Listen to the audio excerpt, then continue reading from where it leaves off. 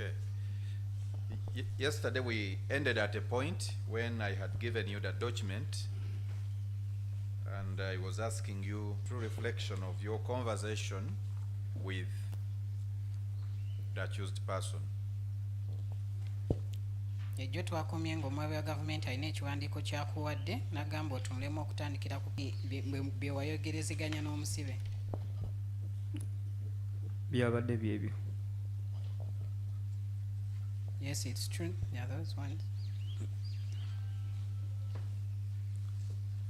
So I want you to take court through how the conversation began and ended. Kooti giyitiremu engeri gye mwatandikamu okubeera nga mwogera paka yo gye mwakomera. 2026, Okello sent a message via our WhatsApp number. Okay, so what message did he send? The first message was, "Hello, would like to visit and rent a car, please." Message eyasooka yali ennaku z'omwezi nga 12 ogwokusatu omwaka gwa 2026. Okello yaweereza message ku namba yaffe ya WhatsApp. Ddamu ebyo bwe wayogedde. It was reading, "Hello, would like to visit and rent a car, please."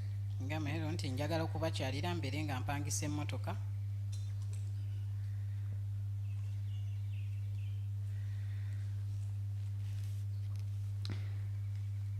Then we have our automatic message. It replied to him, "Thank you for contacting Trip Current Uganda." Yabalawo message yaffe yamuddamu ne mugamba weebala okubeera nga otubuuzaako aba Trip Current. Repeat that. Repeat the message slowly. "Thank you for contacting Trip Current Uganda."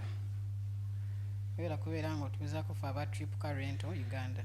And you see, you say that is an automated message. It's automatic message, yeah. Automatic reply. Next. He thanked with a message, "Thanks." Era nga ne tumwebaza. Since his number, Mr. Tyrone. He's the one who thanked. Okello is the one who said thanks, not them. Okello n'abaddamu n'abagamba nti mwebale.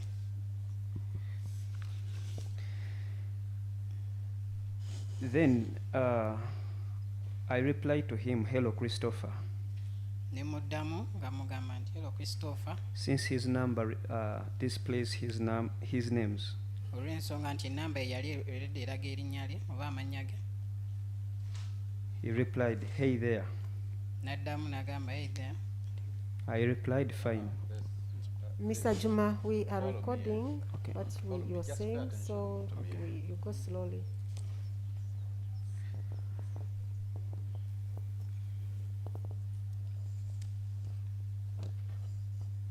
Can you just repeat what you said last? Ddamu ebyo by'ogambye oyogedde. "Hello, Christopher." And then he replies, "Hey there." Ngamba hello Christopher, ye n'addamu nti hey there. yes. I replied, "Fine." Ne muddamu bulungi.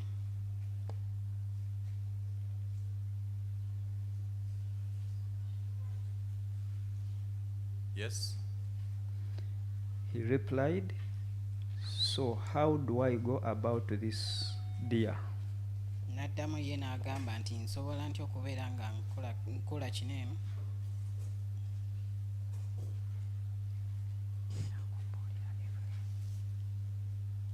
Yes. I replied, "Car rental services." Ne muddamu ne mugamba car rental services.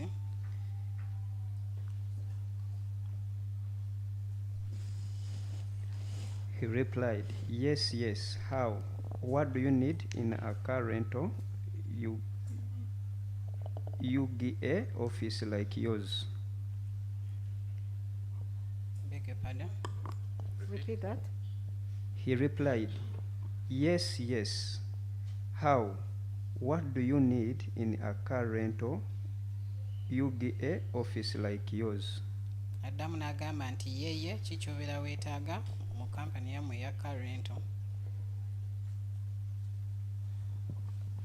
I am not getting that well. He replied, yes, yes. What do you need in? What do you, Come again? you read it properly, please. When I asked him, car rental services, Okello replied, yes, yes. How? What do you need? How with a question mark? Yes. Then,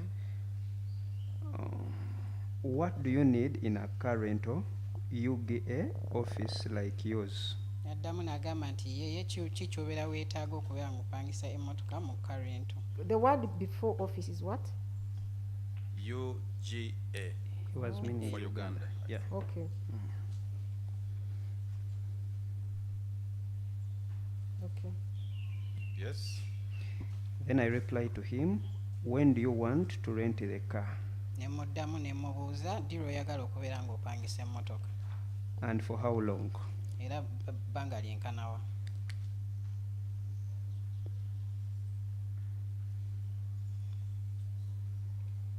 What did he answer?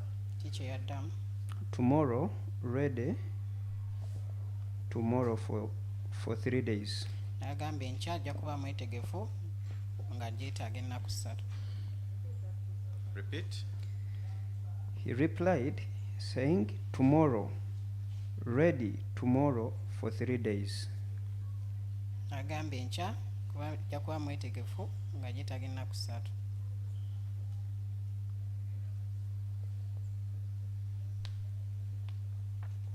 Yes.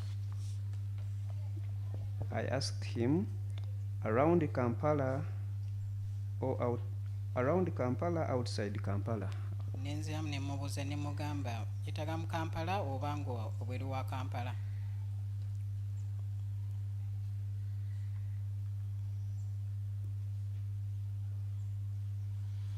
Did he answer you? Yakuddamu He answered, inside Kampala only.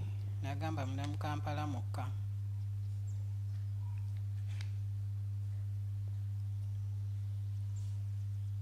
And you? Ate ggwe? I went further and asked him, self-drive? Nenziramu ne nyongera ne mubuuza ne mugamba oyagala kennyini ogyevugira.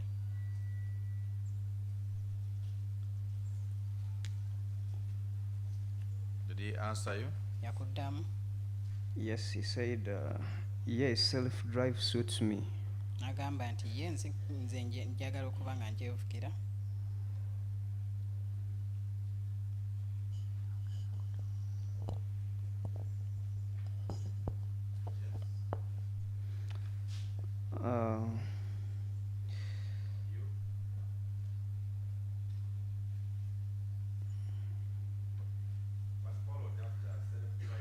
Ki ekyaddirira? I replied, we just need copies of your driving license and passport. Nenziramu ne mugamba twetaagako kopi eza driving license yo ne passport yo.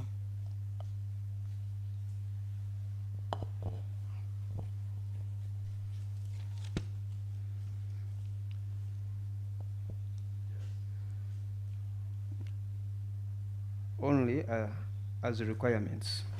Ng'ebyo byokka bye tubeera twetaaga. All. We just need copies of your driving license and passports.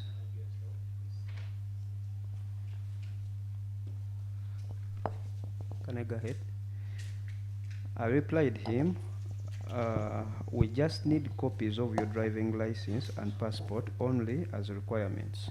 Muddamu ne mugamba twetaaga kopi zokka eza driving license yo ne passport byokka ng'ebyo byokka ebibeera bitwetaaga.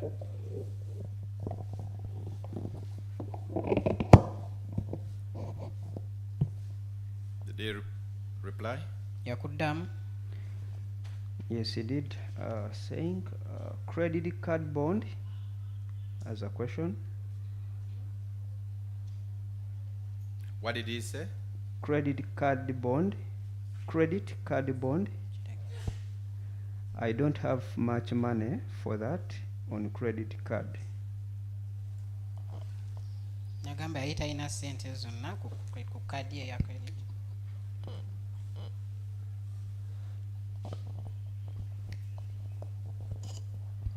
What followed? Ekyaddirira Then I sent him the options of cars, ne muweereza What do you mean by options? What exactly did you send? photos. ne muweereza ebifaananyi eby'emmotoka ez'enjawulo.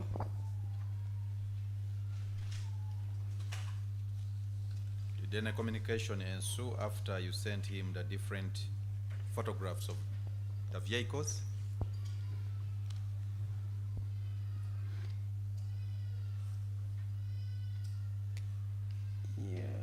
Yes, he asked and said, where is your office located?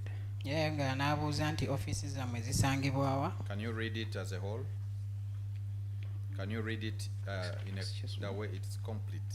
Osobola okisoma message eyo yonna awamu.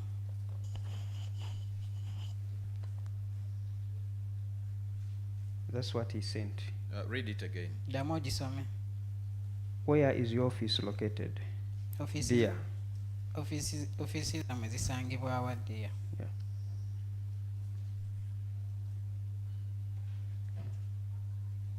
Yes. What follows? Ekyaddirira Then I replied to his previous message, we prefer cash. ne muddamu message ye gyali amaze okuba nga weeze ne mugamba tusinga kwagala ssente eza cash oba eza buliwo.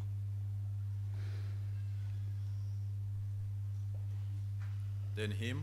Ate ye Okay, offering starts at what price? agamba nti ssente batandikira ku ssente mmeka omuwendo ogwo. Repeat that, please. Okay, offering starts at what price?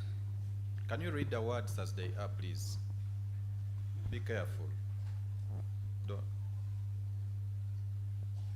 read the word as it is in the text. Soma ekigambo nga bwe repeat? kiri Yes, mu please. message.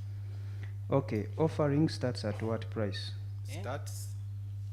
Okay, offering start at what price? Nti okay okutandika okupangisa mwaka mutandikira ku ssente mmeka? And you? Ate Which gwe one would you like? nenziramu ne mubuuza gwe oyagala ki? Oyagala eriwa?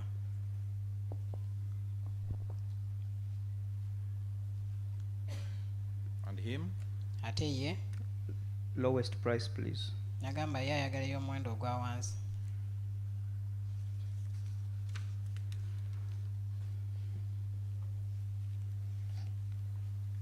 Next. I replied him $45. Ne muddamu ne mugamba $45. Then I tagged the photo Dollars with a sign or with with a words? sign. With a sign.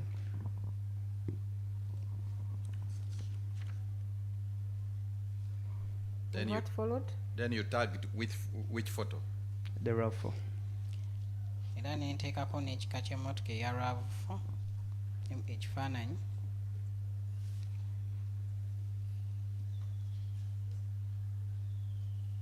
Is that the RAV4 whose number you gave to court yesterday?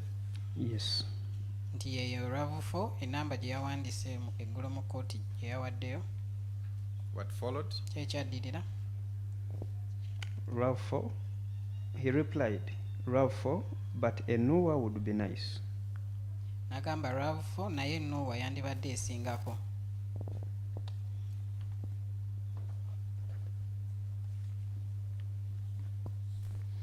And you? Ate gwe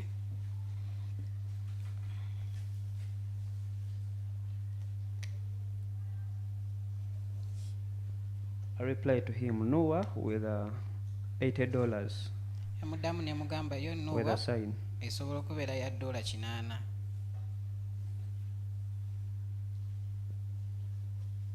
Did he respond? Yakuddamu Oh, RAV4, then where is you located?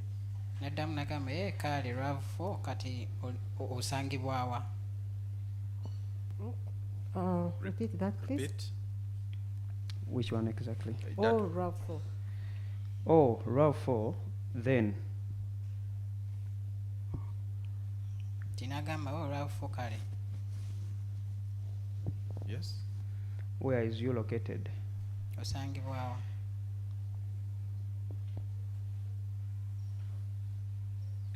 And you? Freedom City, Entebbe Road. Ne mugamba ku Freedom City ku luguudo lw'Entebbe Road.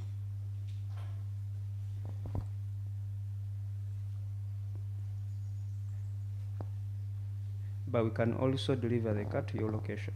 Naye era tusobola n'okukutuusaako emmotoka w'oba oli. Did he reply? Yakuddamu. Will come, will come, will visit, will come, will visit you. Read. If it's a full stop, read and indicating as if it's a full stop. Hmm?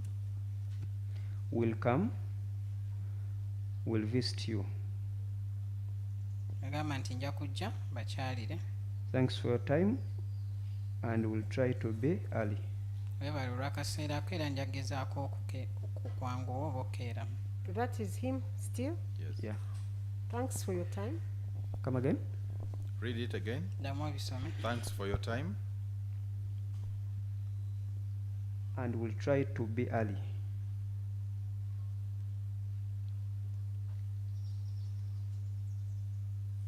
Did you respond? Waddamu. When and what time? Ddi era ssaawa mmeka?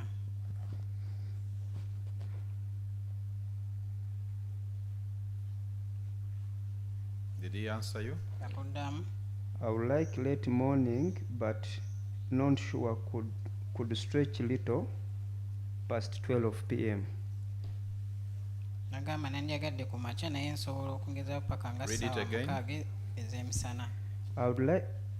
I would like late morning, but not sure could stretch little past 12 p.m. Nti nandyagadde ku makya naye nsobola n'okunikirizaako ng'essaawa zimaze okuyitako ku ssaawa mukaaga ez'emisana. What followed?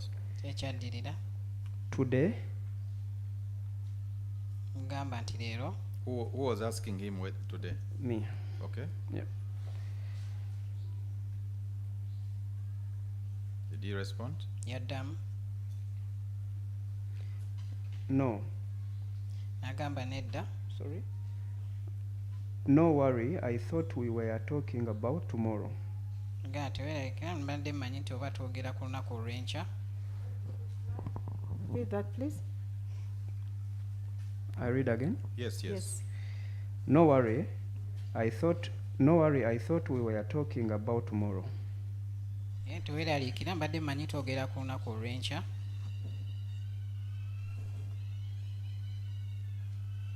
If it's continuing, please continue. It was a question mark. Read it again. No worry, I thought we were talking about tomorrow. Teweeraliikira naye obwedda mmanyi twogera ku lunaku olw'enkya. That's what I mean.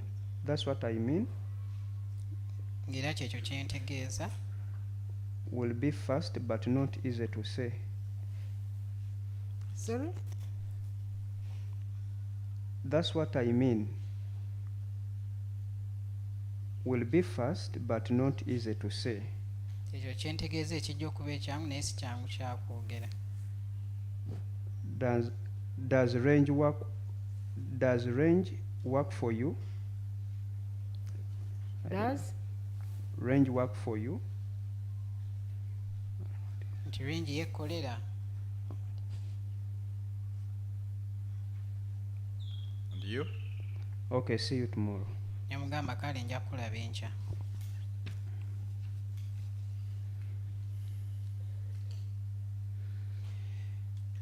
What followed? Kyekyaddirira.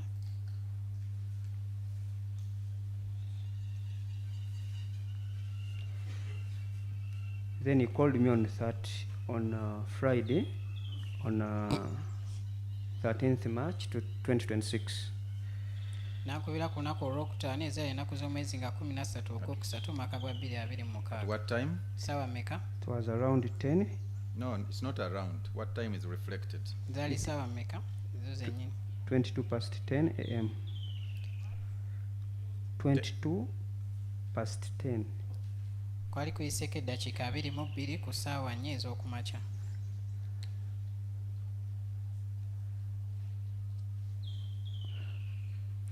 I'm sorry, my lord, I need to. It's okay, you can correct anything you need to correct. Yes? On Friday, on 13th March 2026, he called using his MTN number.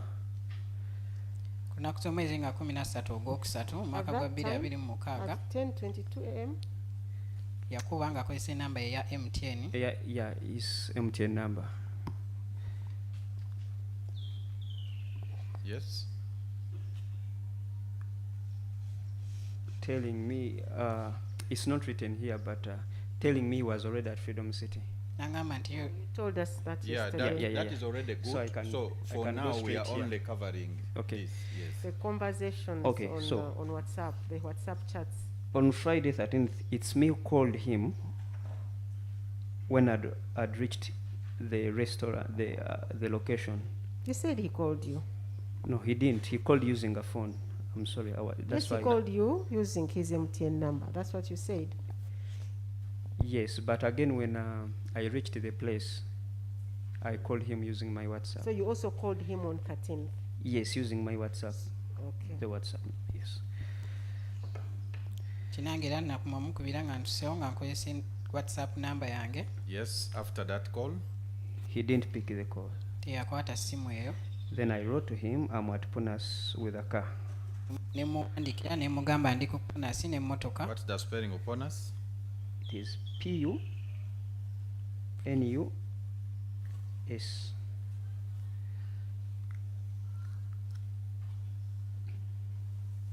Did he reply that message? Yaddamu On message eyo. Friday? Mr. Mwaganya, please hold on a little bit. Okay.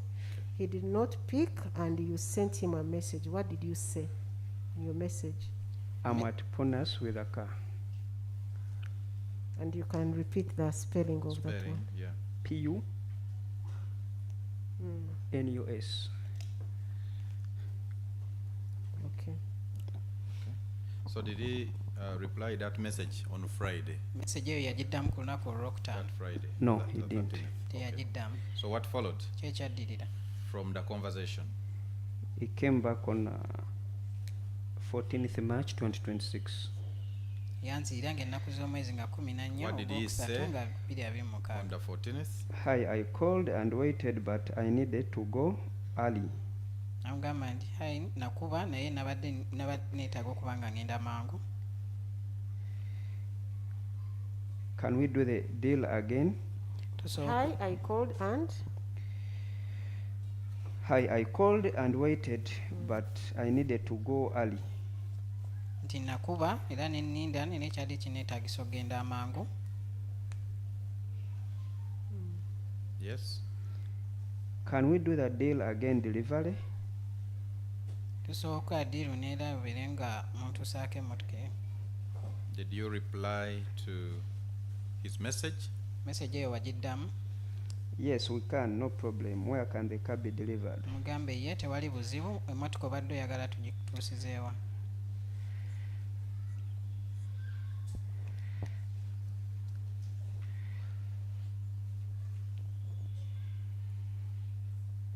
Did he reply? Yakuddamu. Yeah, he replied, where is your office? N'addamu n'abuuza ofiisi zammwe ziriwa.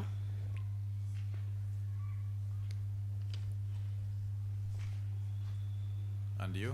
Ate ggwe Entebbe, but we always tell clients.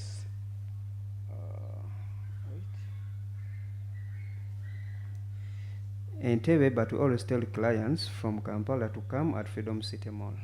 nti ziri Ntebe naye nti tutera okubagamba tubasinkane ku Freedom City.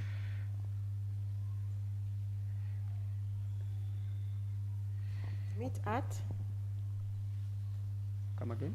To meet at where? Freedom City Mall. Freedom City Mall.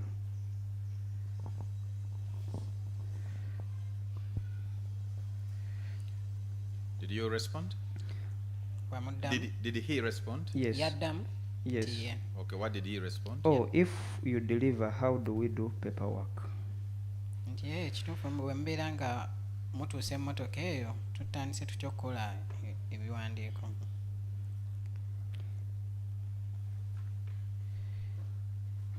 And you? You sign the contract with me. Yasayininga contract eyo nange.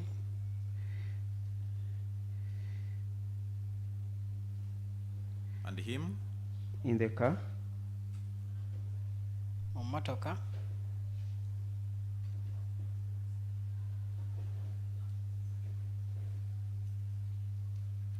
You? Yeah, for how, yeah, I replied to him, yeah, for how long do you need the car? Muddamu nti ye emmotoka obadde ogyetaaga ebbanga lyenkana.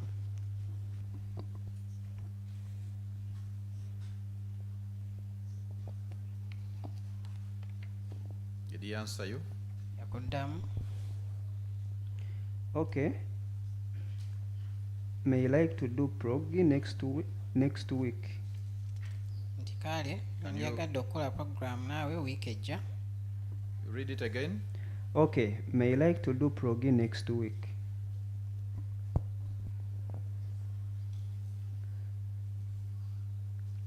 Is that the end of the message?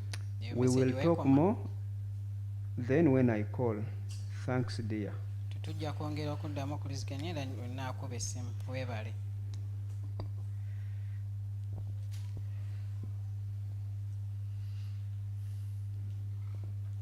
Did the conversation continue? Awo I mwakoma. replied to him, okay. Ne muddamu ne mu.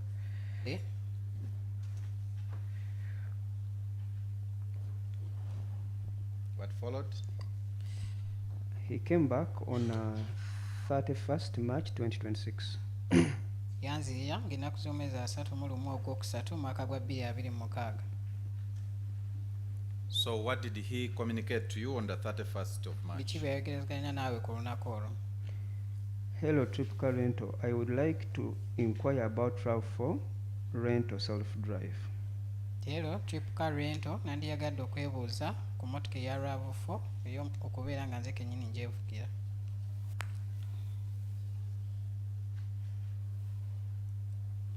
Let's repeat the words again. Repeat. Hello, Trip Car Rental. I would like to inquire about RAV4 rental self-drive.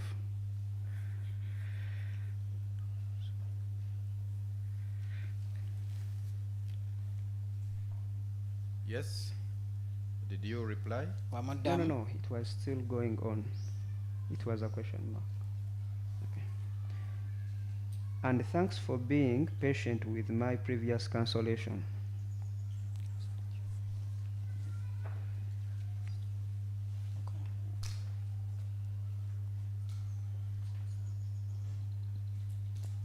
Yes. What did he say? Just repeat it. Ddamu kye yayogera. And thanks for being patient with my previous cancellation. Weebale kubeera mugumiikiriza n'okusazaamu kwange okwemabegako. And you? Gwe n'omugamba ki? I replied to him, hello, thank you for getting back to us. Ne mugamba hello weebale kubeera ng'otuddira.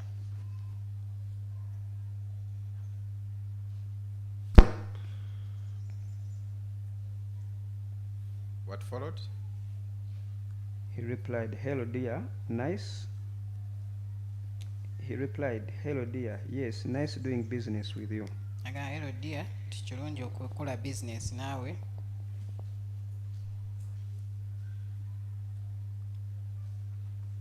And you? Ate gwe? I replied him, for how long do you need the car? Ne muddamu ne mubuuza nti emmotoka obadde ogyetaagira ebbanga lyenkanawa. Did he answer? Yakuddamu. I would like 2 days, please. N'addamu n'agamba nti nandiyagadde ennaku 2.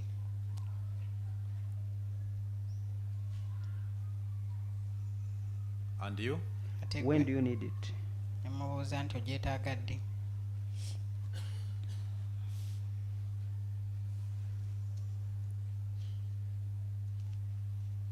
Did he answer you? Yakuddamu. 8 a.m. tomorrow morning, maybe 10, sorry, I beg your pardon. 8 8 8 8 a- 8 a.m. tomorrow morning, maybe 10 if you deliver to me in Kampala. This is most ideal for me. N'agamba enkya ku makya ssaawa bbiri You're going to read it slowly, eh? Okay. To allow us to write. 8 a.m. tomorrow morning, maybe 10 if you deliver to me in Kampala. This is most ideal for me. n'agamba nti enkya ku makya ssaawa bbiri naye oba ku ssaawa 4 bwe munaaba musobola okubeera nga emmotoka eyo mugintuusaako kuba kye mbadde nsinga okwetaaga. And you? Ate ggwe We can deliver it this evening to you, to your location. There is you have left a message. You've left a message before that. Do you see it? Where exactly?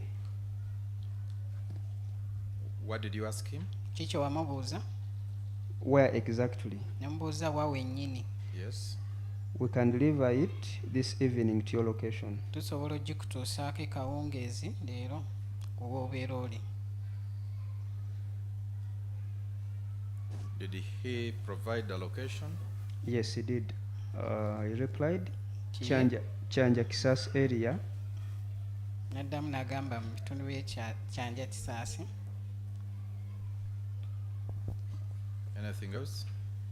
He went further and said, oh, really? Then yes, please bring. N'agamba nti ye kale gireete. Please repeat that.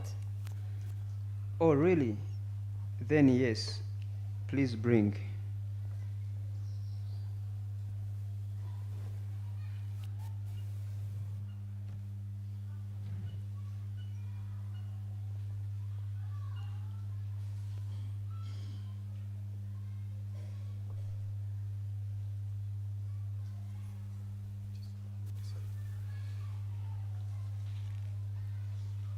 What followed? Kyekyaddirira. I answered him, and you will give the driver transport back to the office. Ne muddamu ne mugamba ojja kuwa driver transport amuzzayo ku ofiisi.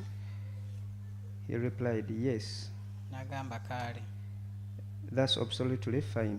nti era ekyo kiri oke kiri bulungi. How much should I provide?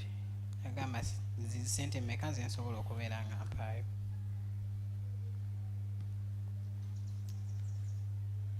How much should I provide? Did you reply? Yes, What did you reply? 30K. We start counting from tomorrow. Mugamba emitwalo 3 tutandika okubala olunaku olw'enkya.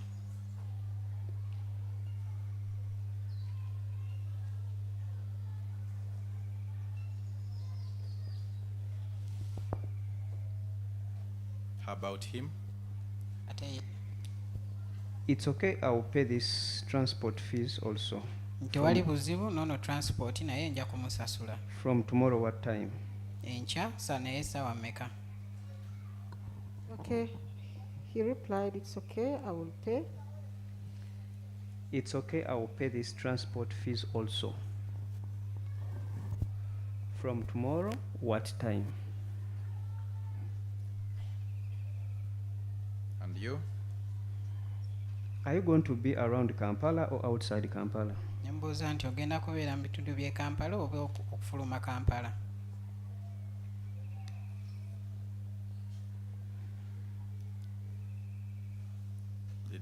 What did he answer you? Kiki yakuddamu? This deal can work nicely for me. How would you like us to? Boss, you be careful with your eyes. After you ask him, are you going to be around Kampala or outside Kampala? Oh, he said Kampala only. N'agamba Kampala mwokka.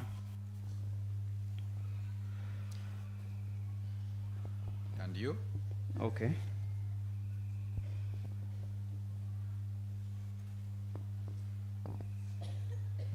And him? This deal can work nicely for me. How would you like us to proceed? N'amugamba ddiiru eno esobola okunkolera nzi naye obadde oyagala tweyongereyo tutya. This deal? This deal can work nicely for me. How would you like us to proceed?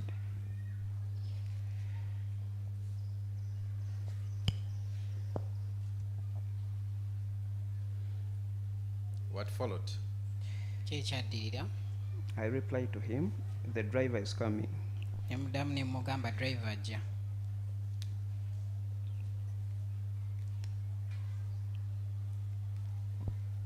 Did he answer you?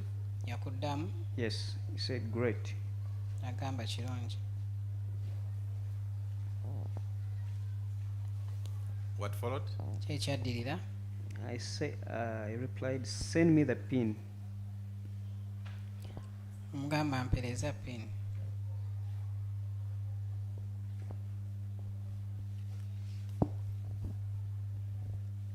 And him? But we continue communicating on my Ugandan number.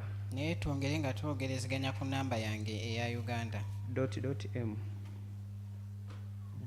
Let me hear from send me the pin. What followed? But we can continue communicating on my Ugandan number. Who is now saying so? Ng'ani ayogera Okello. ebigambo ebyo? Okello yabyogera. So he says what?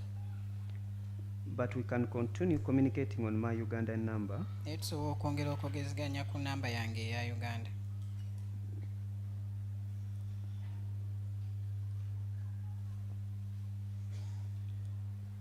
Yes? Then he asked me, pin? What pin do you mean, dear? Then n'ambuuza pin ki eyo gy'otegeeza?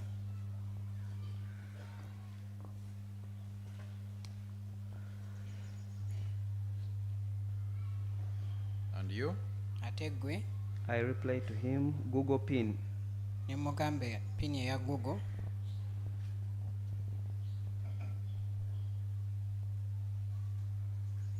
Is that the only thing you replied him? I went further and asked him, which Ugandan number? Ne nnyongera ne mubuuza namba ki eya Uganda? Did he reply you? Yakuddamu?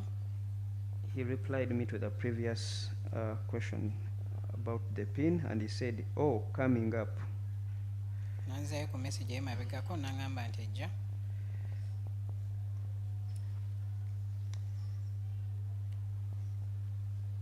Anything else Waliwo ekirala from kyonna? him?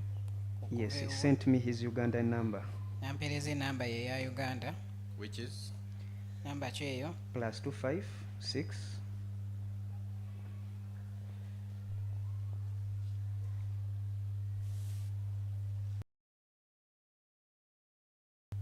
Yes? 769 Yes? 58 26 20. Ng'enamba eyo eri plus 25 67 69 58 26 n'esembyayo 2. What followed? Kyekyadirira I went ahead and asked him to share me his Google pin. ne nnyongera ne musaba okubeera nga mpeereza pini ye eya Google. Yeah, but Read Did it. you send the message? Read it the way it is. Read the message as it is. but share me your Google pin for directions. Ne mugamba ye naye mpeereza Google pini yo okusobola okufuna endagiriro.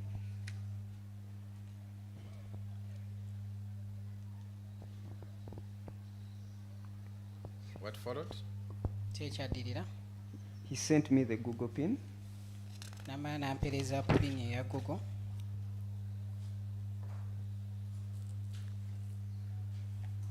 Mm-hmm. Okay, it's Who is saying okay? After the pin. after the pin. He sent me a message saying, okay, it's here. N'agamba kale yiino Namugera close. eraga namugera close. Let me read it from here. He sent me a message saying, okay, it's here. Namgera close. I will easily find you on this short road. Nagamba kale yiino eya Namgera close nja kusobola okuba nga nkusinkana ku kano akakubo.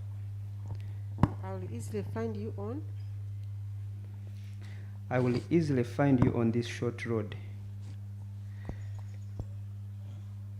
Continue. But it's the first gate on the left side. Naye ye gate esooka ku mukono ogwa kkono. I have told the custodian to wait for you. Era mbulidde omuntu akumawo awo abeere ng'akulinda.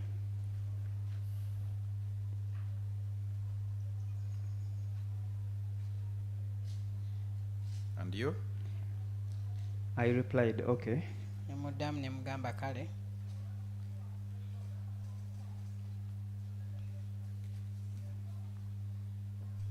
And him? Ate ye Still on the way, dear. Hope I didn't miss it.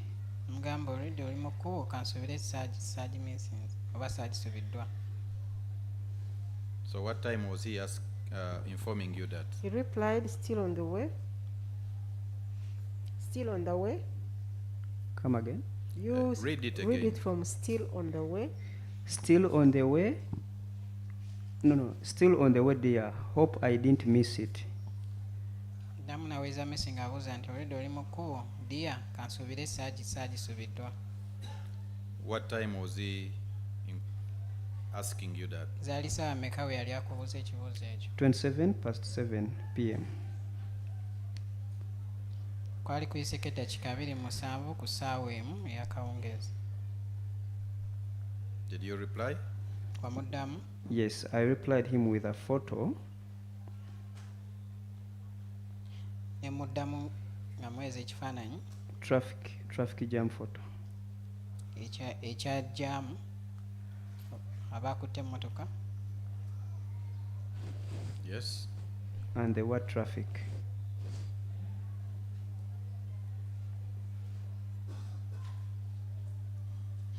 Did he reply you? Yakuddamu? Yes, he sent me a message saying, K, it's cool. Addamu nampeereza message kale kiri bulungi. The message was? K, it's cool. What is after K? It's cool. After K, what is there? Comma, Okay. it's cool.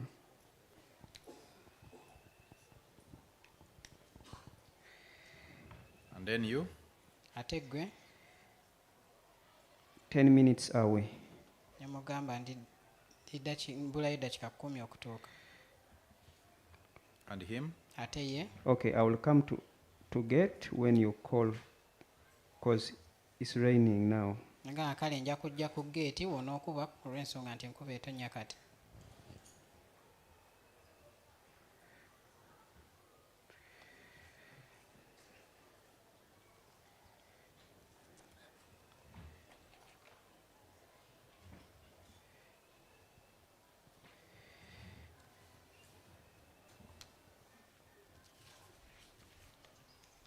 What followed? Ekyaddirira I'm at the gate. When? Oh, I'm at... Okay. I hadn't seen that. Who sent that message? ani yaweeza message eyo nti ndi Me. nti nze. I'm at the gate. What time is your message? Message eyo wagiweza ssaawa mmeka? 8 p.m. agiweereza nga kuyiseko eddakiika 13 ku ssaawa 2 ez'ekiro. What? Any other conversation? I called him on WhatsApp since he was not responding. Ne mukubira ku WhatsApp ensonga nti yali taddamu. Okay. He replied. Era yaddamu. Then on first, He replied. What do you mean by he replied?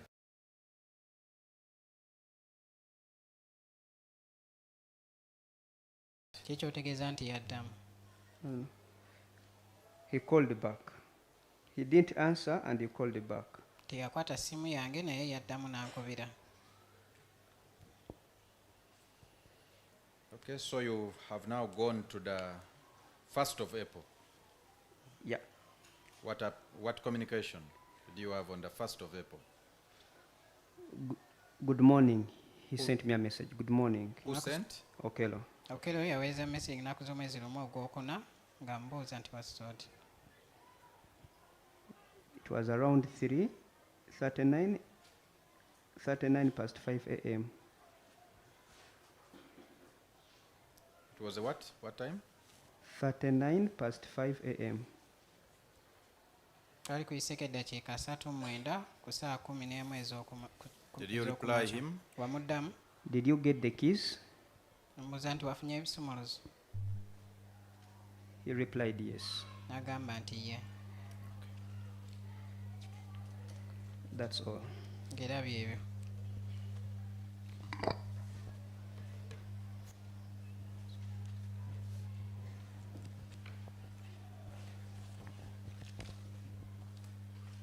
My Lord, we would love to tender the extract contained in the report as ID, PID. We tendered a report which contains the extract as PID.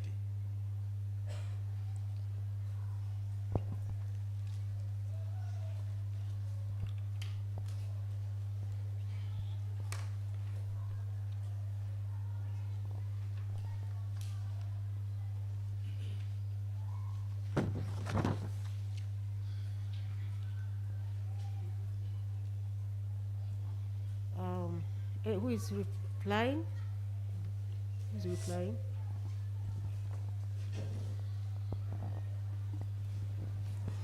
My Lord, we have no objection as long as it's tendered in as prayed by the Land Chief State Attorney. Oludda oluwaabi lusabye alipoota eyo ebaddemu engeri omujulizi ono gyeyayogerezeganyaamu n'omusibe okuweebwayo mu kkooti okubeera nga kkooti ekirako bulabi era ne baloya b'omusibe tebakiwakanyizza.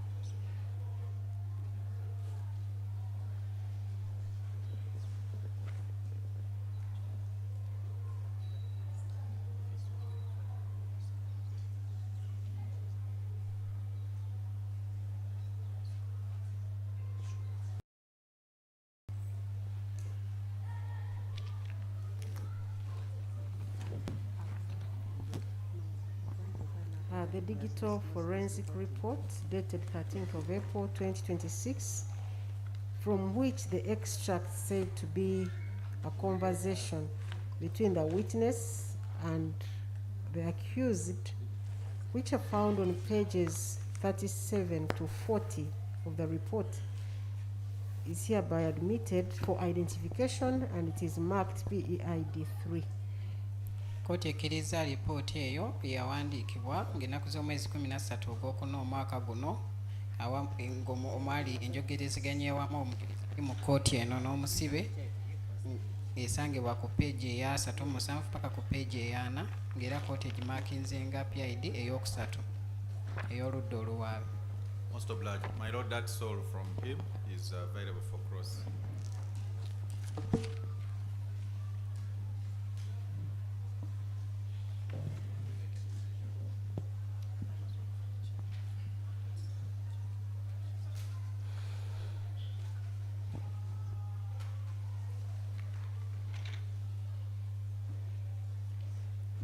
Yes, Mr. Kumuga, please proceed.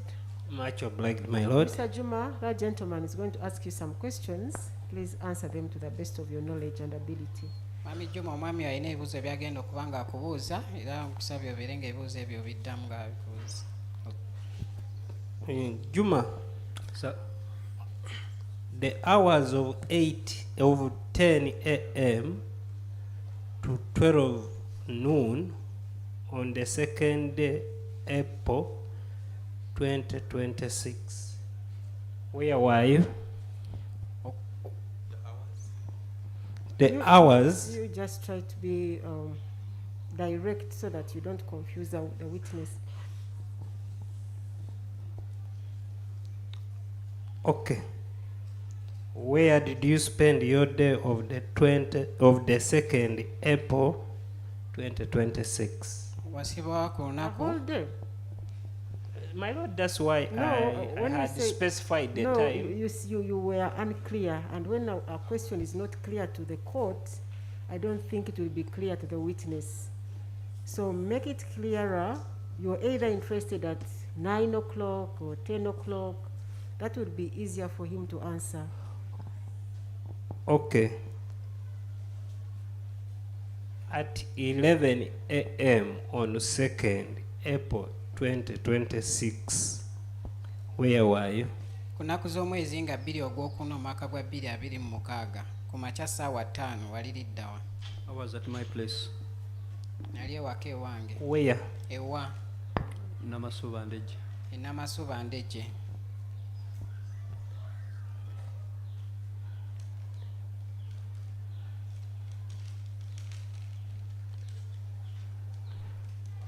Okay. My lord, I pray that the land chief state attorney gives him his statements to read. Asala omwa gavumenti amwe statement emu.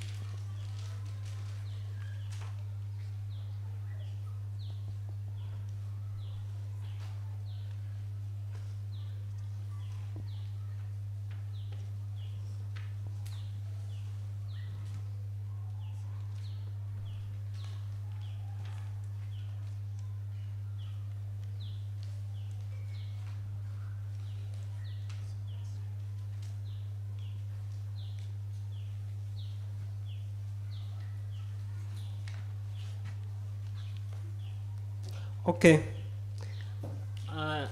Have you seen page 1? Peegi esooka ogirabe. Page. Mr. Juma. Page 1 of your statement. Where you started, there is your name, Juma. Ewatandikira waliwo erinnya lyo Juma. Yes, yes, yes. Okay, leave that paper, go to paper 2. On top there is your name, Juma. Have you seen on the Yes. paper 2? Yes. Okay.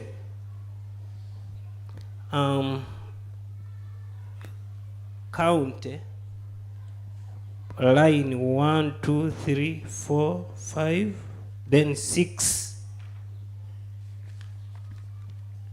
Line. Don't go to another page. Bala okutandikira waggulu ng'obala paka Counsel, ku line couldn't you have ey'omukaaga. first established from him whether that is actually his statement? Much obliged. Have you reached there? I can't recognize, please.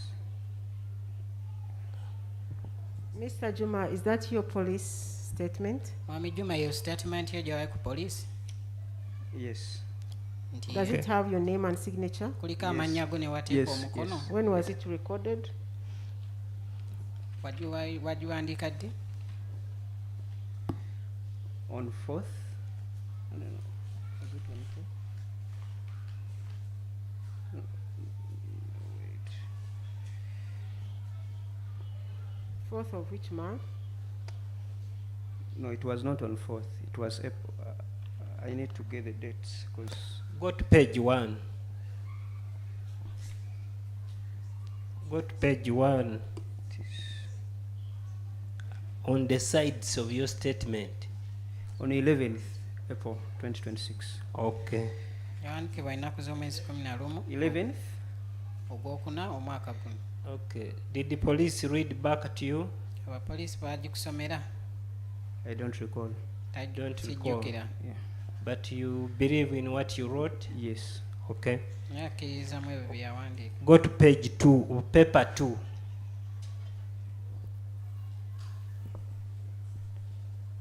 Have you seen paper 2, Mr. Juma? Yes. Okay, you count from line 1, 2, 3, 4, 5. Have you seen the word USA? Yes. Okay. Can you read that to the next statement after the word USA? I can't read the handwriting, please. If someone Can't read. The Can I read handwriting. it to you as Yes. you are looking there? Yes. Okay. The said person in our dealings was very sober and coordinated in whatever he did and agreed upon. Have you realized nti that's what omuntu oyo you... gwe twadiringa naye yali Yes. mu mbeera nnungi? Yes. Okay. Now the question comes. Do you have any qualification in mental illness to determine whether the person you were dealing with was sober and coordinated? olina obukugu gwe obusoboseza okumanya omuntu nti yali mbeera nnungi oba ng'abeera ategeere? Do you have any medical qualification? olina obukugu obwo obw'ekisawo? I don't think anyone can tell. Answer the question. Mr. Juma, Juma. answer the question whether you have a No, medical I don't. qualification. nedda si bulina.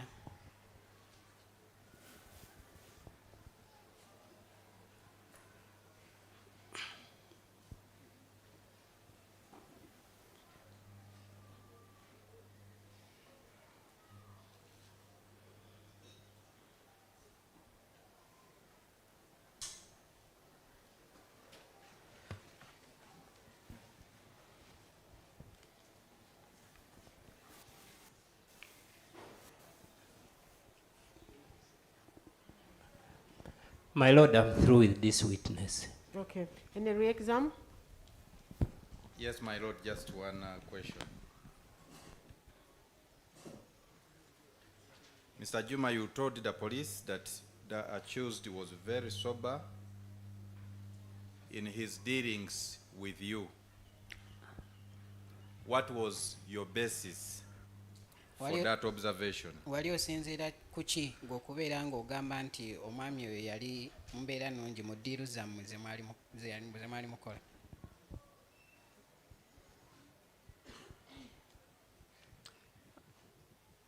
According to his approach,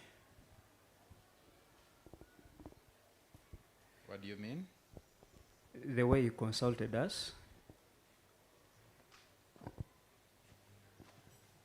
okusinziira mu ngeri gye yatutuukiriramu and Yes. mentioning the type of, the services he wanted, ng'ayogera bwe yali Let me yeetaaga. get that clearly, please. Let's go, sorry. What made you make that observation or come to that conclusion? Come again. the way he contacted us, And I was asking you to tell court what you mean by that. engeri gye yatutuukiriramu kiki obadde otegeeza. A mad person cannot reach out on internet and book a service. Omuntu eyagwa eddalu tasobola kubeera nga ayogezekana naffe ku intaneti oba ne mu bitabo. Could you please repeat that? Ddamu byogere ebyo. A mad person cannot look for service on internet. Omuntu eyagwa eddalu tasobola kunoonya buyambi ku mikutu. What else? Ate ekirala, A mad person cannot transact. era omuntu omulala tasobola kubeera nga aweereza oba ssente. What do you mean by transacting? Transferring money from different platforms.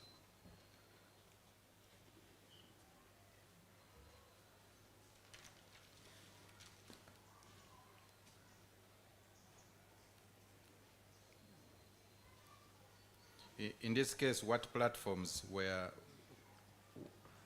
you considering? Mobile money, Yali akozesa mobile money. Other than that, was there any other basis for your said opinion? a mad person cannot be given a driving license Era omuntu omulalu tasobola kubeera ng'aweebwa ne driving license and he cannot drive. era aba tasobola na kuvuga.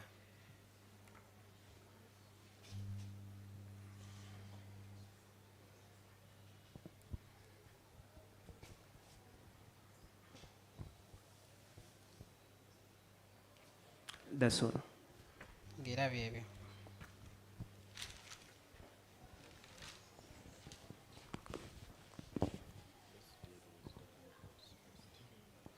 Are you done with him? Yes, my lord. We I pray. want to on. Omulamuzi alina ekibuuzo kimu kyagenda okubuuza. Mr. Juma, would you give anyone, any client who comes for self-drive, would you give them your vehicle without a valid driving license? Mwami Juma, osobola okuwa client yenna abeera azze ewammwe nga talina driving license ng'ekyaliko? No, my lord. That's why we Eweddeko? check. Nti nedda y'ensonga lwaki tusooka ne tukebera.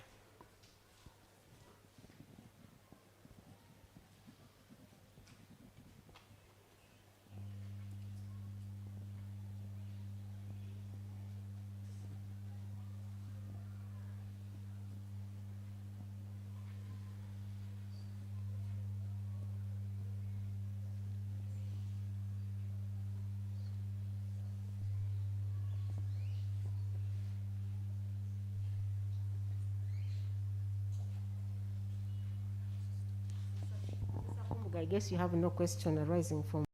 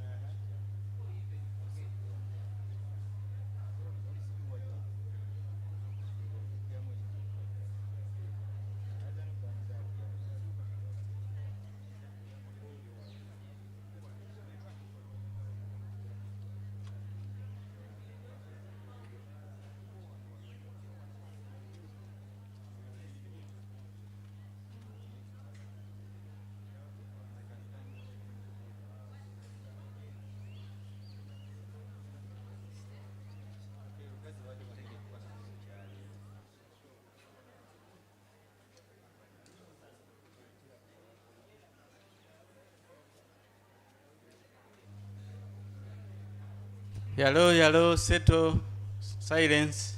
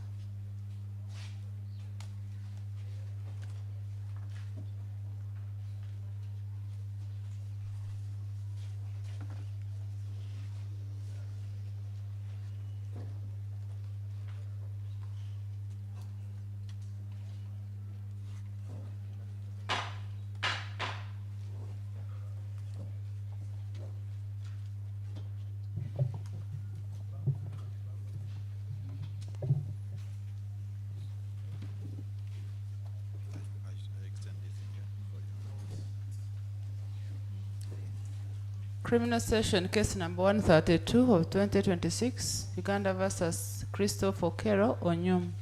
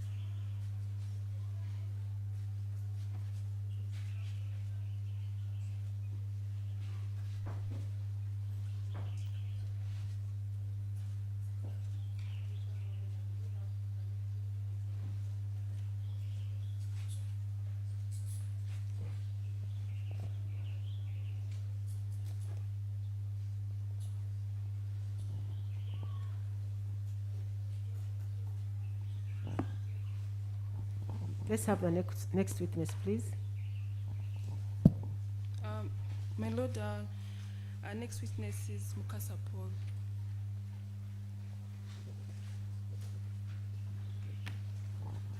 Good afternoon, sir. Good You're going to extend towards the microphone and you speak through the microphone. ogenda kusemberera akazindaala ako era kojja okuba ng'oyogereramu. What's your name? Amannya go gwani? Mukasapo. Mukasa Paulo. How old are you, sir? Olina emyaka emeka? 40. What's your religion? Muganda. Religion? Mukatoliki. Okay, you're going to hold the Bible and swear to speak the truth.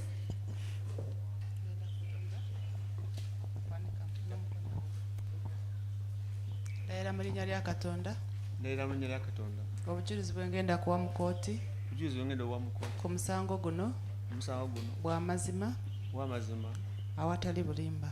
awatali bulimba. Beebale.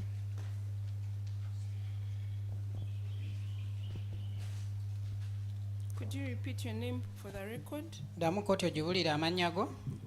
Mukasapo. Mukasa Paulo. How old are you? Olina emyaka emeka? 43. 43 years old. Where do you reside? Obeera wa? Bunga. Bunga what? Bunga Bunga Ggaba. Bunga Ggaba. Which division? Division ki eyo? Makinye. District? Kampala. Division e Makinde mu district ye Kampala. What do you do for a living? Okola mulimu ki? Kolera mu wino. I work in Owino.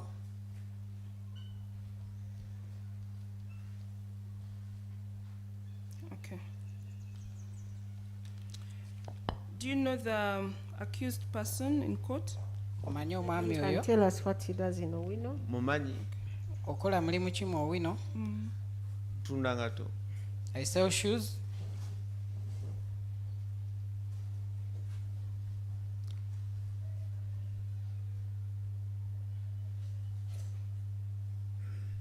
Okay. Do you know the accused person in court? Omwami oyo omusibe omumanyi?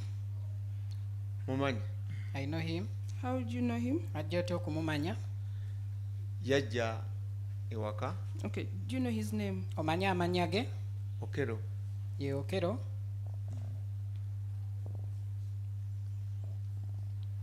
Yes. How did you come to know Okello? Wajja otya okumanya Okello?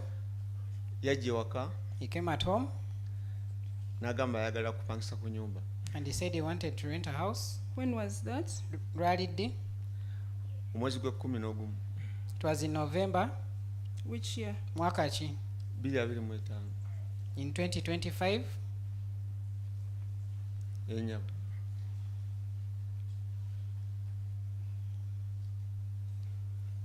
Yes. Please go on. Weyongereyo. Ne mugamba ennyumba ya 15 amanyazi ga mitwalo 2. And I told him the house is for 150,000 and electricity is for 20,000. N'angamba alinawo omwezi gumu. Hold on. Hold on.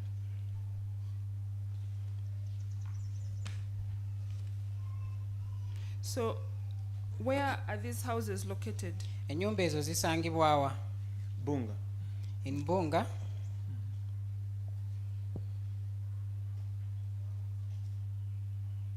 Okay, please go ahead. Weyongereyo. N'angamba alinawo omwezi gumu naye mu wiiki emu babiri ajja kuba alese balance. And he said he only wants 1 month, but in 1 week or 2 he will bring the balance. Why would he say he has only 1 month? Had you given him a requirement? Lwaki yagamba nti nno For paying. alinawo omwezi gumu gwokka wali? Bwe yaŋŋamba No. You said that you told him he's supposed to pay 150,000 rent and then 20,000 for electricity. Then you said he told you he had only 1 month payment. Okay, and my question is, had you required him to pay more months than the 1 month payment? Wamugamba nti nno alina okusasula emitwalo 15 eza renti then emitwalo 2 egy'amasannyalaze. Lwaki yali agamba nti yali alinawo sente zokka zimu zokka ez'omwezi ogumu? ezo yali alinawo.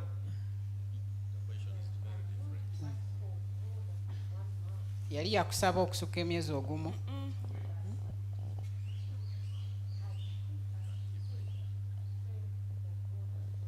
wali wamubuuza oba wamusaba okubeera asasule okusukka emyezi ogumu? namugamba asasula emyezi 3. I told him to pay 3 months.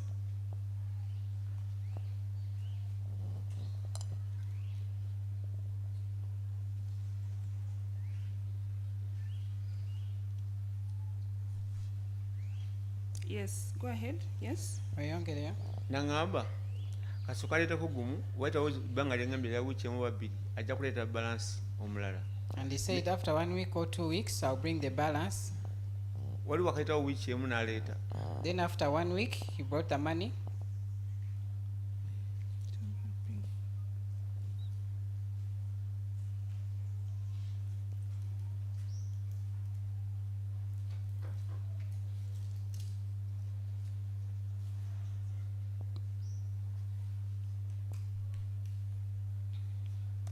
Yes, please go on. Oyongereyo. Bw'aleeta ne mugamba nkuwa receipt. And I asked him, can I give you the receipt? Nagamba no. And he said no. How did he pay you? What was the mode of payment? Yakozesa ki okuba nga akusasula? Yayita cash. Yayita sente z'obuliwo.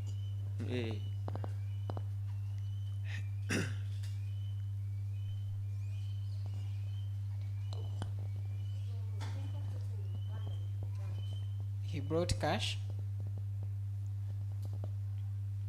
Okay. So for the time that the accused stayed at your house, maybe if you could tell us, is he still a tenant at your house by the time of his arrest? Was he still a tenant? Miss Kiza, he hasn't told us about him coming to stay at the home. He told us up to the point of payment. Can we pick it up from there, please? Most obliged. After the accused had made the payment, did he return to the house? Ng'amaze okuba nga asasula essente ezo yajja oba yakomawo ku nnyumba? Yakomawo ku nyumba ye n'agisulamu. Yes, he came and he started staying in his house.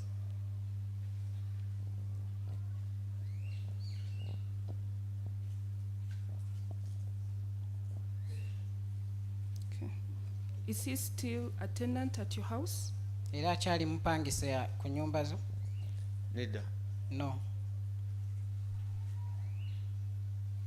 When did he leave? Yavaayo ddi? Ogwokusatu awo wiiki ng'emu bbiri. In the month of March. Which year? In the first week or the second. Mwaka ki? 2026. In 2026. Okay. For the time that the accused was a tenant at your houses, how was he relating with the neighbors or the people around? Mu kiseera ekyo yali nga omusibe ono nga asula oba nga apangisa ku nnyumba zo yali akwatagana atya n'abalirwana mu kitundu ekyo? Yali muntu mulungi nnyo. He was a very good person. What do you mean? Ki ky'otegeeza? Yali ng'ava ewe bulungi n'ababuuzaako abaana abato bawe bali awo n'abakwatakwatako ndi n'agenda. As he was leaving his home, he used to greet people, and he also used to touch also on the children.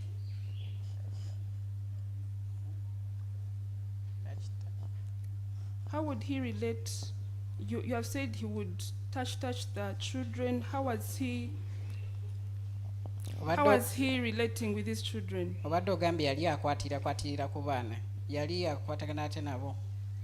Kale nga asobola okujja waliwo naye bana alina omwana omukozi namugamba njolezaako ku mpale yange eyo, njolezaako ku sowaani yange eyo, n'agenda n'akomawo nga yabikoze namwayo n'akasente.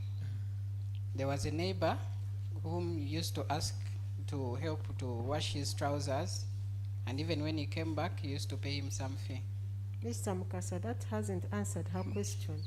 The question was in respect of the children. Was he playing with the children? You called it touching, but was it about playing? Ekyo kyoyogedde tekizzeemu kibuuzo, kibuuzo ekyabadde kikwatagana ku baana. kati abaana yali nga kwegamba olulimi lwayogera nga tebaluwulira ng'ageza kuga kubanga agamba muno ababuuzaako. They never used to understand the language you were speaking. Yeah. But you used to greet them.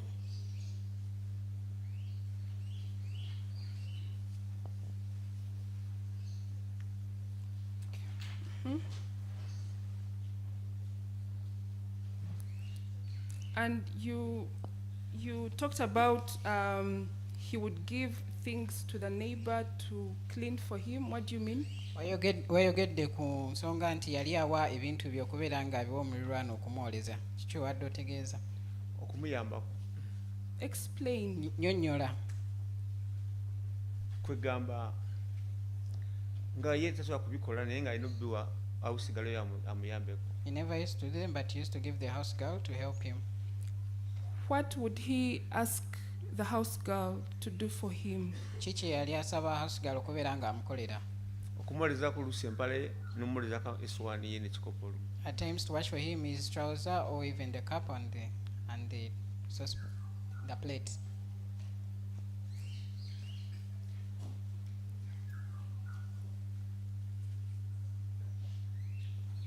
Yes. Anything else? Waliwo ekirala kyonna? Kyeyakola. Okay. The time that the accused was your tenant, did he receive any visitors? Would he have people come to visit him? Mu kiseera we yali nga mupangisaawo yafunako ko ku bagenyi bonna abaali bazze okumukyalirako. Mama we yajjawoko emirundi ng'esatu. Batulaawo ne boogeramu. Only the mother came thrice to visit him, and they talked.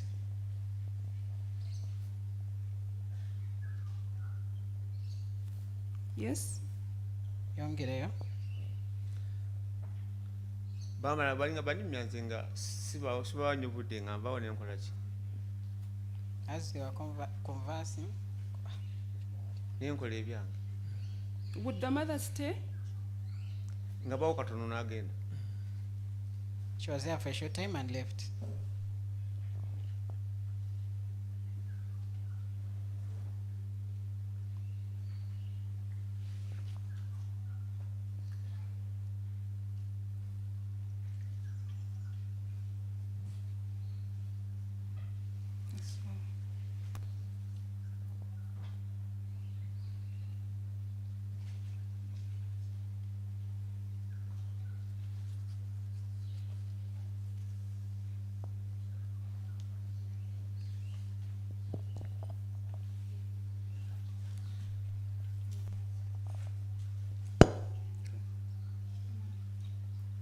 Mr. Mukasa.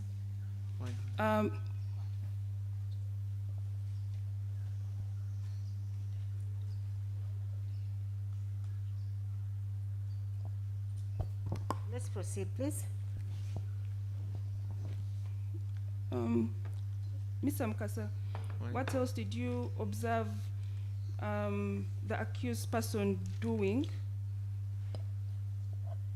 Kyekirala kye walaba at the houses other than the way he related with the neighbors and the children? Kyekirala kye walaba omuvunaanibwa nga akola ku muliraano okuggyako ku engeri gye yali akwataganamu n'abaana ne baliraanwa. Bwe yavanga ewuwe yavangayo olusi nakadomola kisa n'amazzi n'addayo mu nnyumba ye yokka. Whenever he would come from his place, he would come with a jerrycan, fetch water, and go back.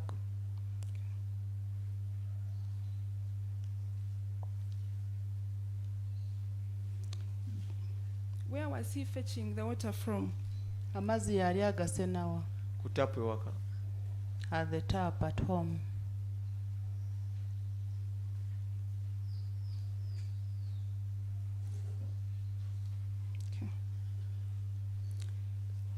At that time that you were with him, did he in any way behave irrationally? Ebiseera bye wabeera naye waliwo lwe yeeyisa mu ngeri etali etali ya bulijjo? No.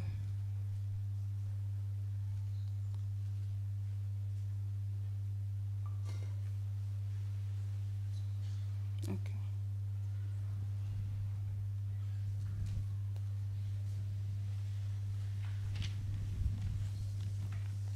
That's all, my lord, for this witness. Any cross? Yes, my lord. Please go ahead. Do you have any proof that he has ever rented your house? Oyina ekintu kyonna ekikakasa nti yali apangisizaako ennyumba yo?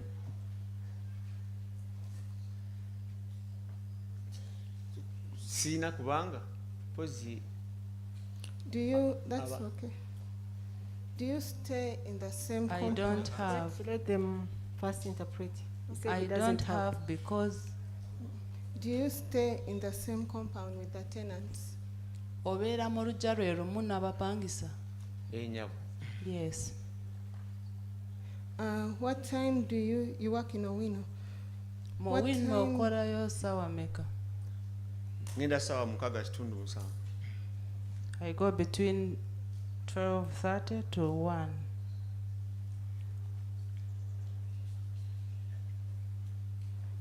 And what time do you return?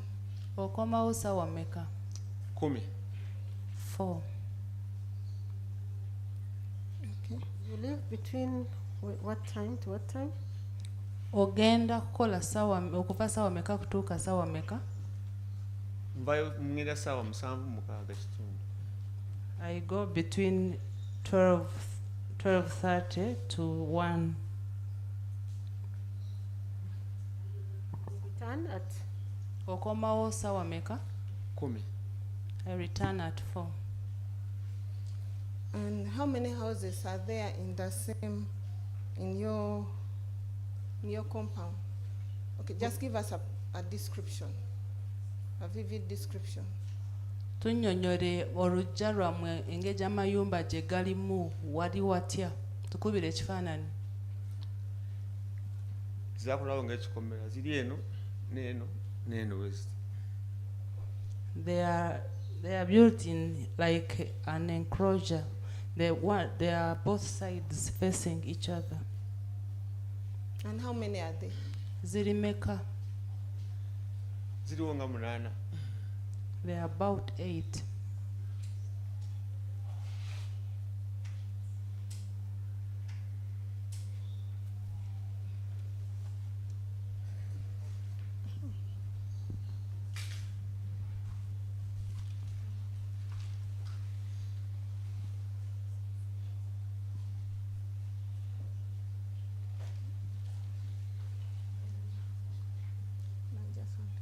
Do you have any qualification in psychiatry?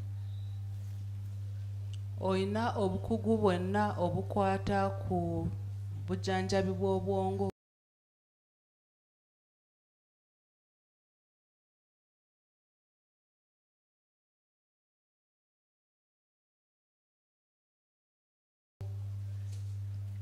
Nedda nyabo. I don't have. That's all, my lord.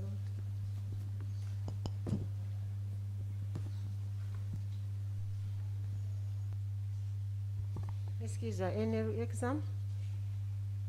Any re-examination? No, my lord, no re-exam. I have a few questions for him. Oweekitiibwa omulamuzi agenda kukubuuzayo ebibuuzo ebirala. Enyabo. I just want to understand something that didn't come out well. When this person came to your place and he said he was going to first pay 1 month, did he finally pay the other months? Omusajja ono bwe yajja n'akugamba nti yali agenda kusooka kusasula omwezi gumu, yamala n'akomawo n'asasula emyezi emirala? Enyabo. Yes.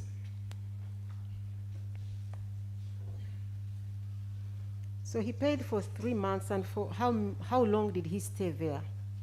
Yasasula emyezi 3 naye yabeerayo bbanga ki? Okumala bbanga ki? yabeerawo emyezi 3 kati gwalimalyangu gwokuna yamalawo wiiki nga emu kitundu n'agenda. He stayed there for 3 months, and the 4th month he had spent only 1 week and he left.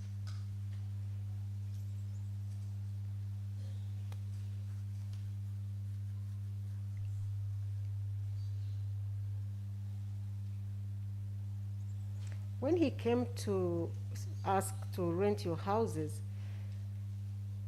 did he disclose to you, did you get any documents identifying him? Bwe yajja okupangisa ennyumba ewuwo yakulaga ebiwandiiko ebyali bimwogerako. Bwe yamala okusasula ne mugamba agende wa chairman. After he had paid, I asked him to go to the chairman.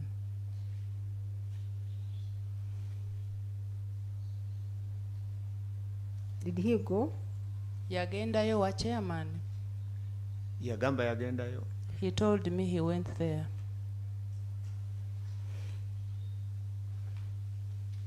So did you get to understand the kind of work he was doing?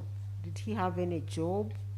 Wategeera mulimu ki gwe yali akola oba yali alina omulimo?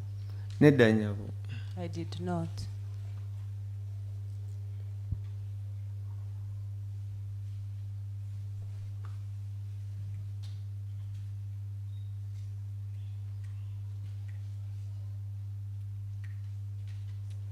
That's so for you go, you leave your house between 12:30 and 1 to go for your work. Would you leave him at home, or he would leave the house in the morning? Bwe wavangayo waka wakati wa sawa 6 ku 7 wamulekangayo waka oba yali nga akusooka okuvaayo? Yansokanga okuvaawo. He would leave before me.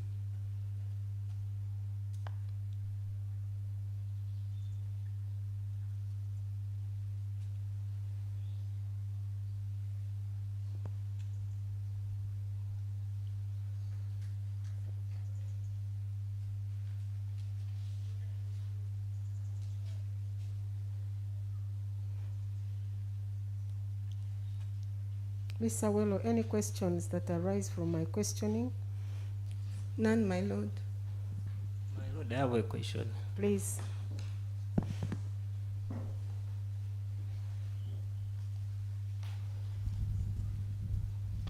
He's called him. It's called Mr. Mukasa. Mukasa Paul, Yes, sir. was this your first time to deal with this man on that village? Did that arise from my questioning? Okay. It didn't arise from my questions. Much obliged. Let me ask another question. You talked about LC1 chairperson in your evidence. Did you introduce him to the chairperson LC1? Mu bujulizi bwo oyogedde ku chairman LC1 gwe wamwanjulayo eri chairman. Yangamba agendayo. He told me he was going there. Answer the question. Did you introduce him to the chairperson? Ddamu ekibuuzo oba wamwanjula wa chairman oba nedda? Nedda. I did not. Was that the first time to interact with that man? Mr. Kumbuga, please don't reopen cross-examination. I gave you an opportunity to ask anything that may have arisen from my question, so don't reopen cross-examination. Much obliged, my lord.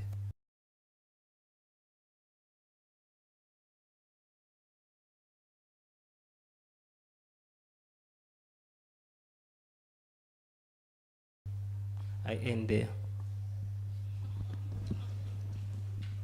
Ms. Kiza, any questions arising from my questions? No, my lord, nothing. Mr. Mukasa, thank you so much for giving us your evidence. You can step down. Mwami Mukasa weebale nnyo okutuwa obujulizi osobola have the kugenda next witness. n'otuula.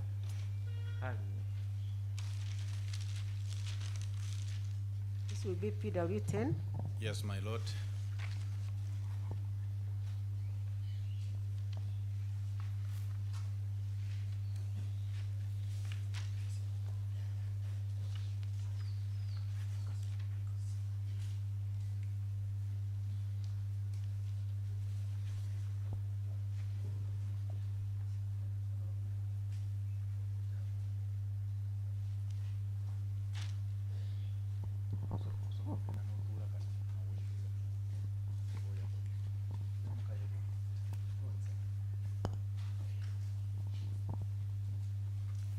Good afternoon, sir.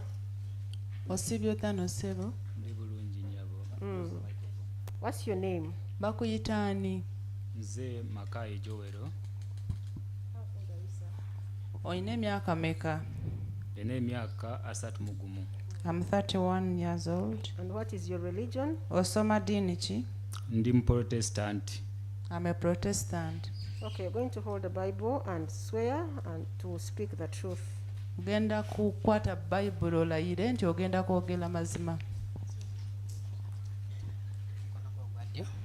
Giwanike ugambe nze Nze ngira amannya go Makayi Joero. ndayira mu linnya lya Katonda Ndayira mu linnya lya Katonda. obujulizi bwengenda okuwa mu kooti eno Obujulizi bwengenda okuwa mu kooti eno. obukwatagana ku guno omusango Obukwatagana ku guno omusango. gagenda kuba mazima Gagenda kubeera mazima. era mazima meereere. Era mazima meereere.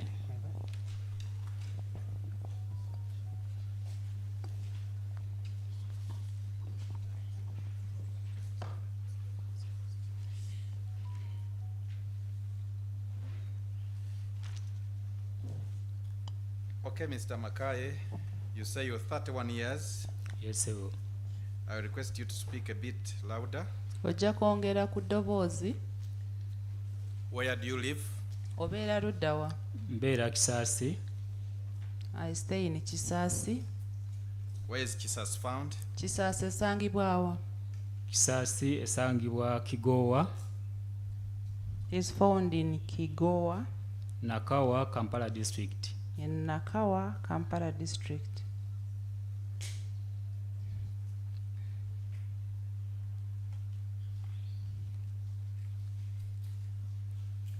What do you do for a living? Okola mulimu ki? Managing estates. I manage estates. You manage which estate, Mr. Makaye? Omanaginga estates ki? Managing amayumba aga Sunwiza Estates Limited. Of? Sunwiza Estates Limited. Can you spell that? S-A Yes. N-W-I-Z-A. Then Estates Limited. I manage houses of Sunwiza Estates Limited. For how long have you been managing these estates? Omaze bbanga ki nga omanaginga estates ezo? Emyaka 7. 7 years.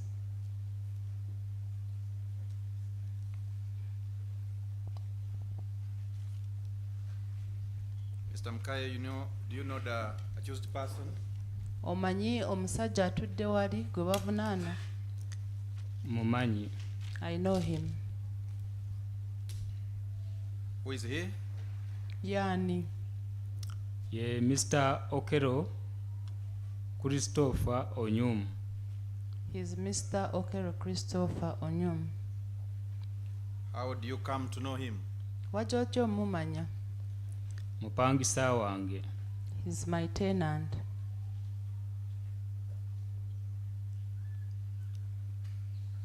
Your tenant where? Mupangisa wewa. Chanja. My tenant in Chanja. How did he come to be your tenant? Yajja atya okubeera omupangisa wo? Yaja ne broker He omwezi came- ogwokusatu. He came with a broker in March. March which year? Mwaka ki? Omwaka guno This year, March 2026. Yes. ng'ayagala okupangisa ennyumba. He wanted to rent a house.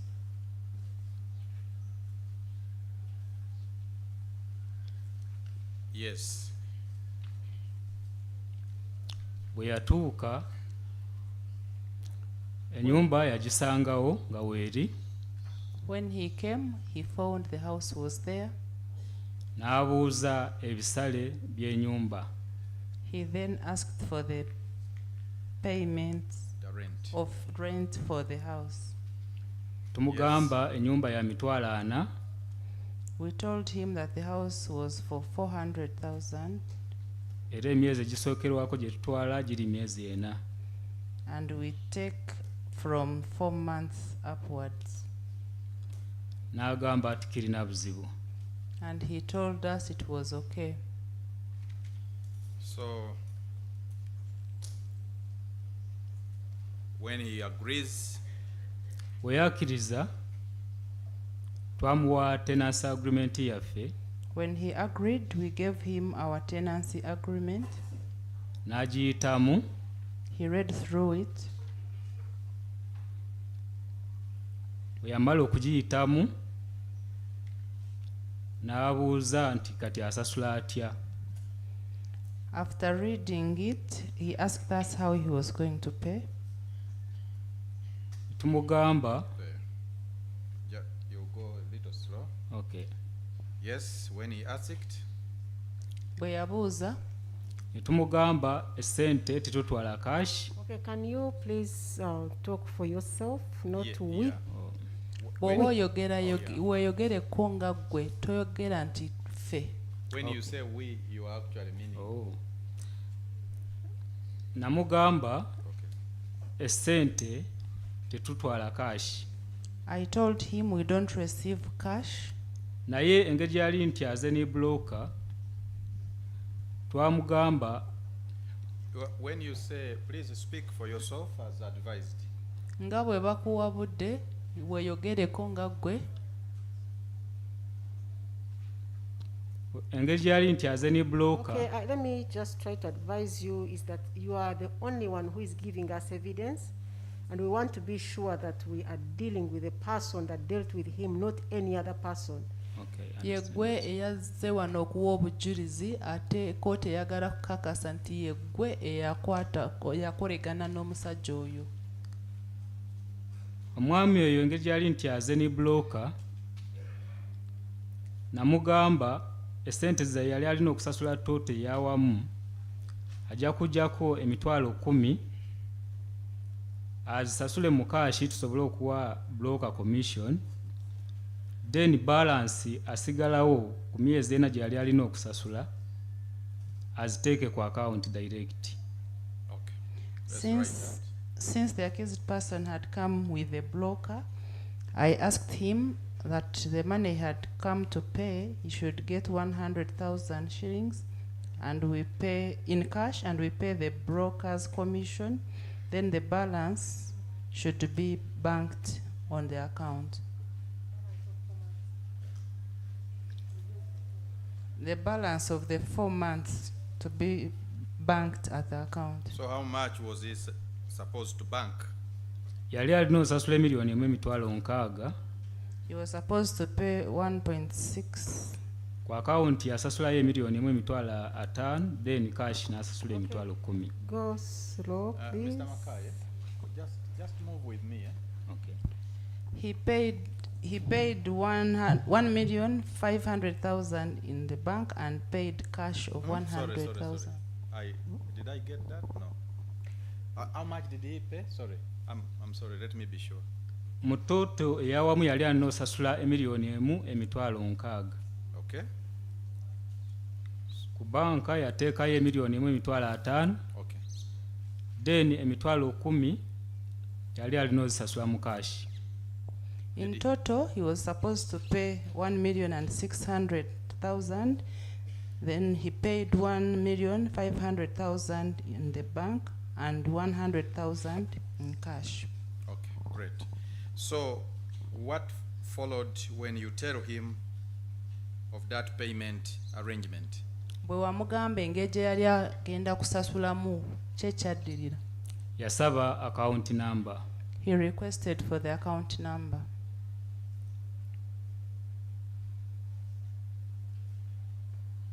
Did you give him the account number? Wamuwa account number. Account number nagimuwa. I gave him the account number. And what followed? Ne waddako ki? Yagenda n'asasula.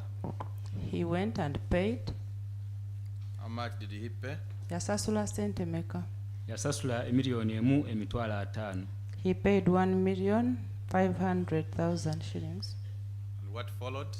Kyekyaddako, yakomawo ne bank slip he came back with the bank slip.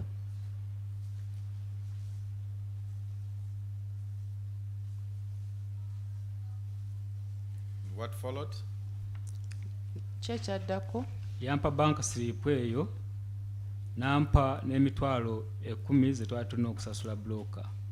he gave me the bank slip and gave me cash of 100,000 to be paid to the broker.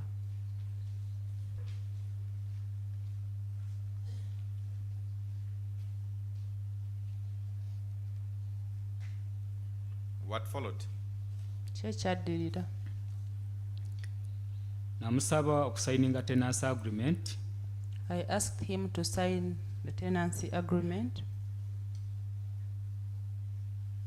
Did he sign it? Yagisayininga. yese we yagisayininga. He signed it. What followed? Kyekaddirira, Nimusaba kubimu kubimukwatako. I asked him for his identification documents.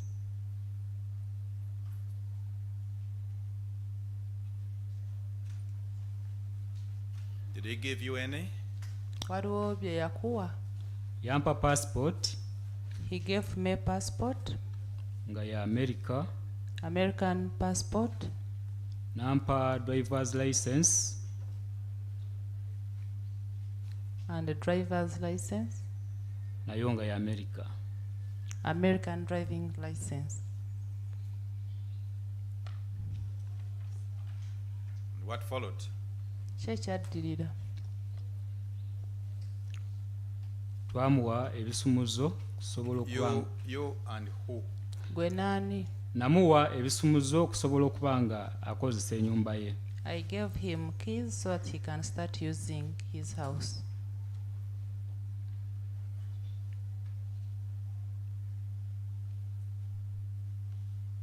Did he enter the house? Ennyumba yagiyingira. Nga tanaba giyingira nga nakamuwa ebisumuzo, namusuubiza nti bwe naaba nfunye obudde nja kugenda mulabe mutwale kwero si mwanjule ng'omupangisa wange. Before he entered the house, immediately after giving him the keys, I promised him that I will get some time, come and take him to the LC officials. N'agamba tikirina buzibu era bw'atyo n'agenda He told me it was okay, then he left n'atandika okukozesa ennyumba ye. and he started using his house. Thereafter, Oluvannyuma, Waayitawo ennaku after some days, ne ngendayo era ne musanga nga waali. I went to his house and I found him there.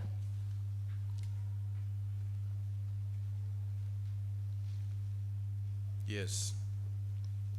Ne musaba okumutwala ku LC nga bwe nali mugambye.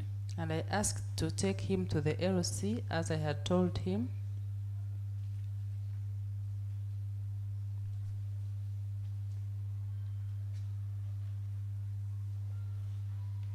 Yes. N'ambuuza ku LC si wala. He asked me, is the LC far?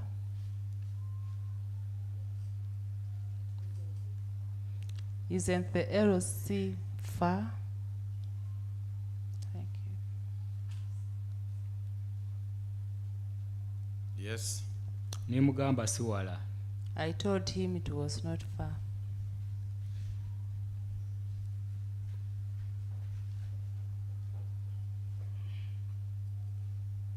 Yes. Yakkiriza He agreed.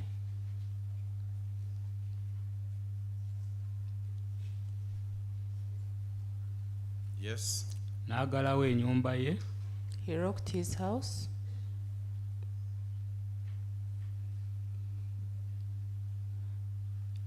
Yes. Ne ngenda naye ku LC.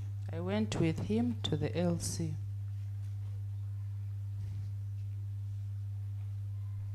How did you go Mwagenda mutya? to meet the LC? Nga mugenda wa LC. Ndina epikipiki gye nvuga. So how did you go? I have a motorcycle. Naye nga mwagenda mutya? Twakozesa pikipiki okugendayo ssebo. We used a motorcycle to go. Who rode? Ani yali avuga? Nze kennyini nze nali muvuga. I'm the one who rode him. Did anything transpire in that process of taking him to the LC? Ng'omutwale wa LC waliwo ekyatuukawo? Yambuuza bubuuza nti bwe mba ndagirira omuntu okujja wano enapangisiza mulagirira ntya. He asked me that if I'm directing someone to come to the house I've rented, how do I direct him or her?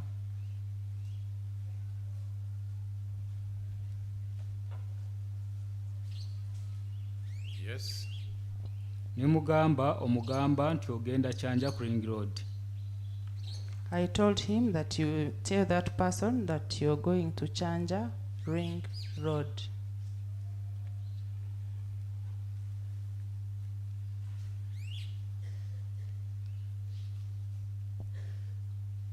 Yes. Nimubuuza gw'obadde obeera wa. I asked him where he has been staying.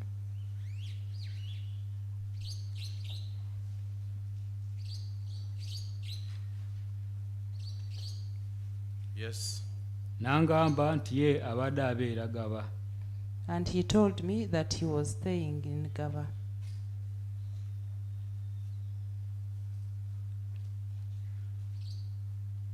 Yes. Nti naye obudde obusinga ebiseera ebisinga abadde tabeera mu Uganda, abadde abeera America.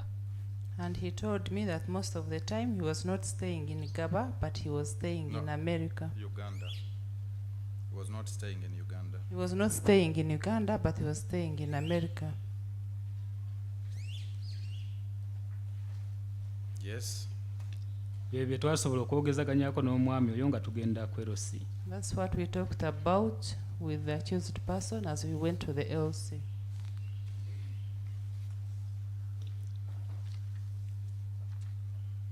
So did you get to the LC? Wa LC mwatuuka. Twatuuka bulungi ku LC. We reached the LC very well. Who did you meet? Mwasinkanani. Twasanga chairman. We met the chairman. Do you know his name? Erinnya lya chairman olimanyi? Sirijjukira. I don't remember the name. Where did you find him? Mwamusanga wa? Namusanga ewakaawe. Twamusanga ewakaawe. We found him at his home. How did you know his home? Wakaawe wategeerayo otya? Twali tugenzeeyo okwo eriyo ensonga ze twaliko nazo emabega ne bandagirirayo. We have ever gone there because we had issues some time back and I was directed there.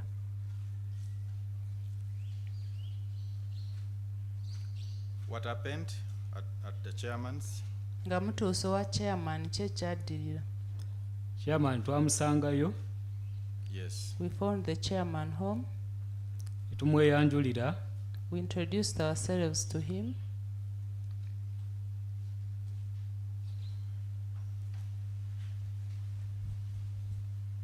Yes. Ekirungi ennyumba yali azimanyi. Ennyumba ze nali omwami ze yali apangisizaako yali azimanyi. Good enough, he knew the houses where the accused had rented. Yes. So nimugamba nze avunaanyizibwa ku nyumba ezo. I told him I was the caretaker of those houses.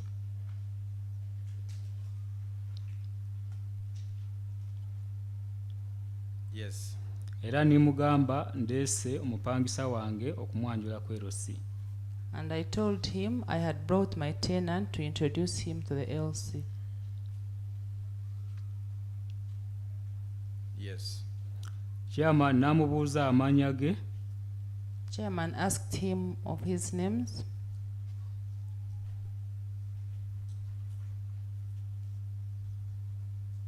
Yes. N'amubuulira amannya ge. Chairman n'ampa obuwandiike nti maze okumwanjula ku LC. He told the chairman his names. Then after, the chairman gave me a document to show that I had introduced him to the LC.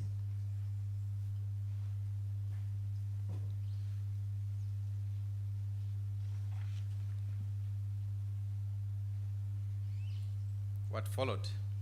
Kyekyaddira. Twamaliriza awo twakomawo naye. After that, we came back together.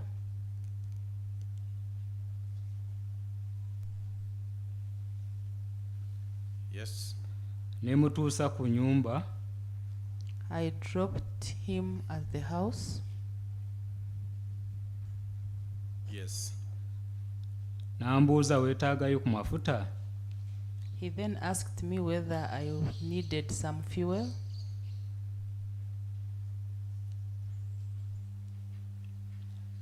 Yes. Ne mugamba tafaayo nali ndinamu amafuta. I told him not to worry because I had some fuel.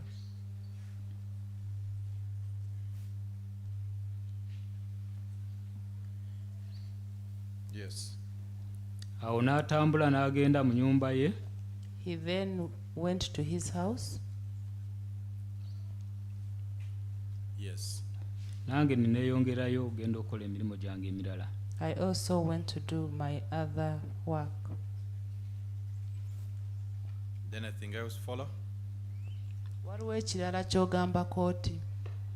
Nga wakayitawo ennaku nga 2. After around 2 days, Yes. yankubira essimu. he Who called called you? me on phone. He called you. Yakukubira. Ng'angamba nti ayagala kopi ya tenancy agreement. He was requesting for a copy of the tenancy agreement.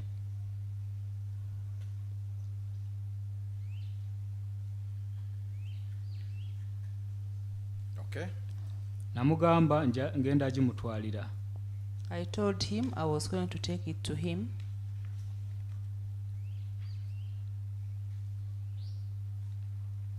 Yes. N'angamba tikirina buzibu. He told me it was okay.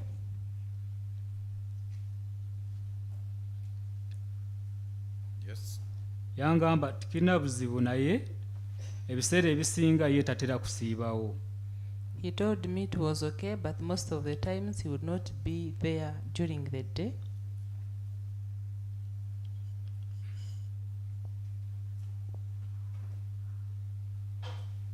Yes. So n'ansaba nti wemba ntute tenancy agreement nintamusangayo ngirekere omusirikale ajja musanga nayo.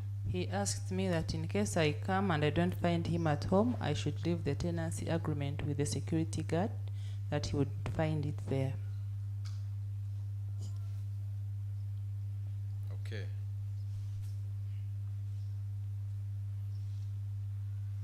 Did you take the tenancy agreement to him as requested? Tenancy agreement wagimutwalira nga bwe yali akusabye. Nali sinaaba agimutwalira. I had not taken it to him. And what happened? Kye kyatuukako. Lwaki tewagitwala? Tenancy agreement eyo sinza agisayiningako ng'omuntu. I'm not the person who signs on that tenancy agreement.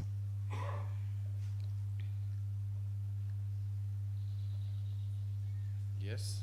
Landlord n'annyumba yagisayininga. It is the landlord or the owner of the house that signs on the tenancy agreement. Then tusobola okumuwaako kopi. Then I can give him a copy.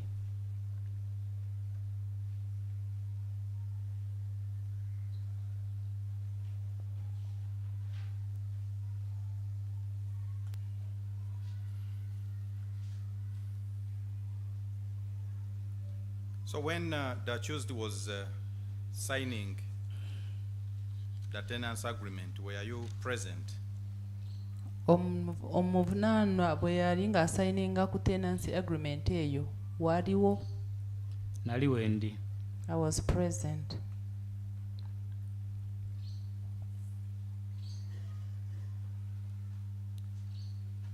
And after he signed it, what followed? Ng'amaze okugisayininga ki ekyaddirira?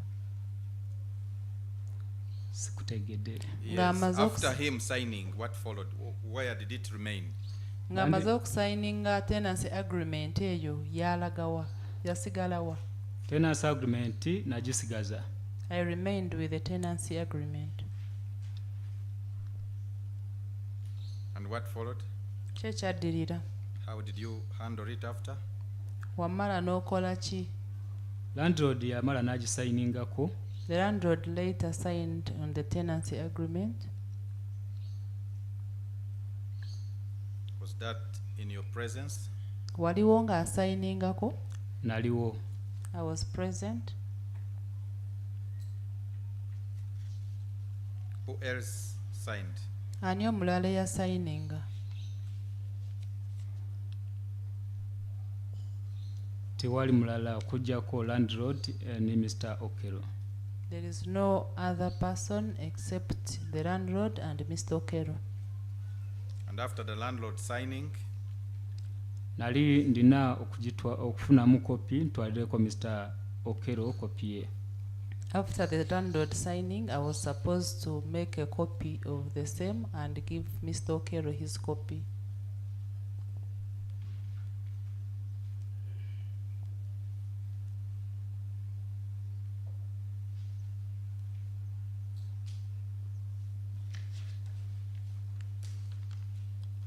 do you have the tenancy agreement that you signed with Mr. Okello? Oyina tenancy agreement gye wasayininga ne mwami Okello?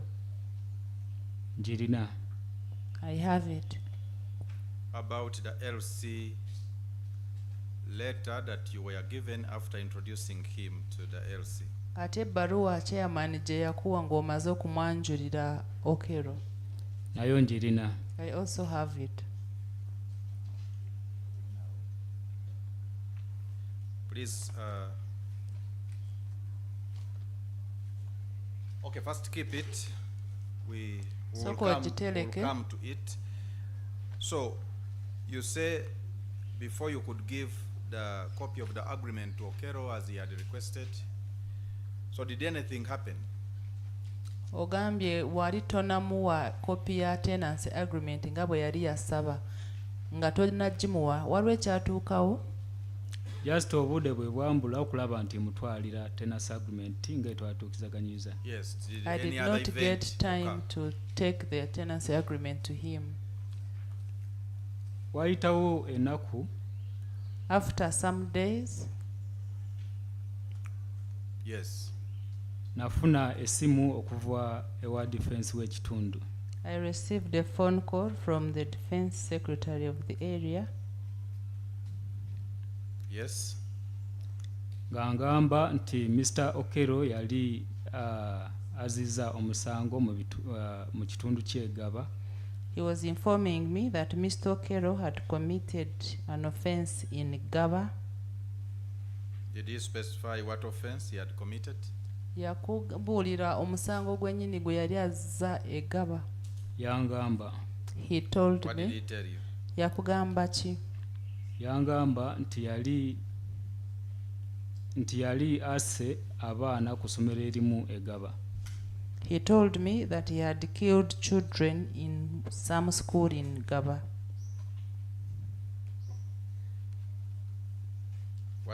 What else? Kyekirala. Mu kunkubira essimu eyo yangamba nti baali baneetaaga ku nyumba. He also told me that they needed me at the house. Yes. Era ne bangamba nti ngende ni kopi ya ngende ni kopi y'ebisumuzo. And they asked me to go with a copy of the keys.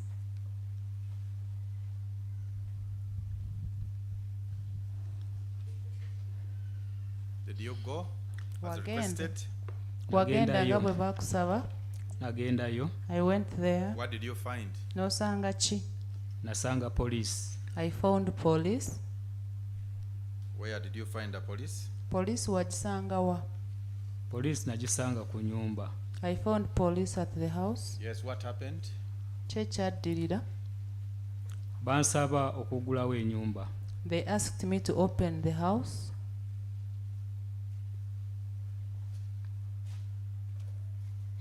Where was Okello? Okello yali ludda wa? Okello namusanga nga bamulinanga era bamusibye empingu. I found when they had Okello handcuffed.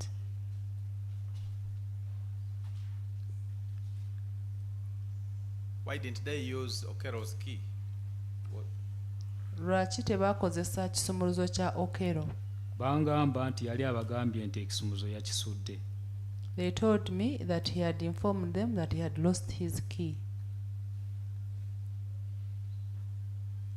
So what followed?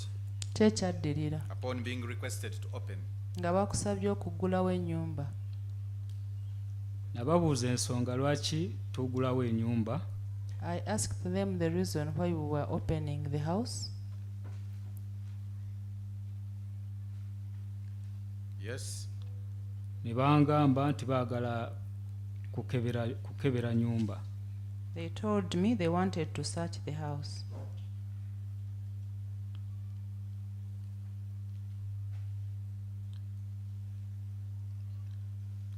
yes, Engeri Mr. Okello we yali nti aliwo ekiseera ekyo. The fact that Mr. Okello was there at that time, yes, N'abapoliisi we bali.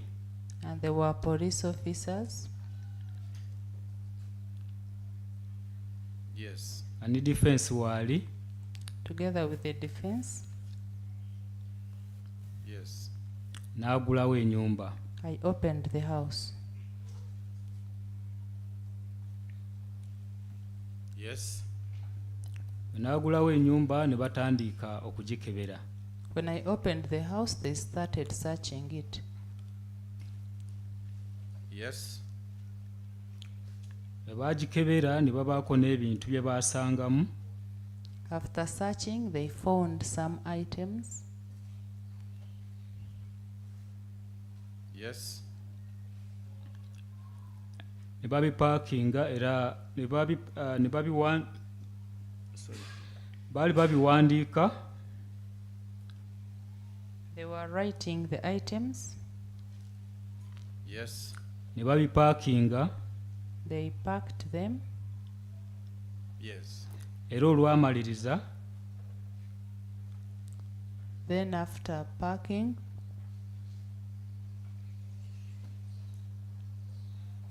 yes, ne babifulumya.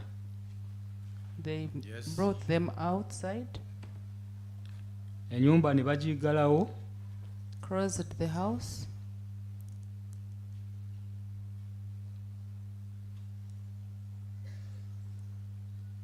yes, Ne bagenda n'ebintu ebyo ne mwami Okello.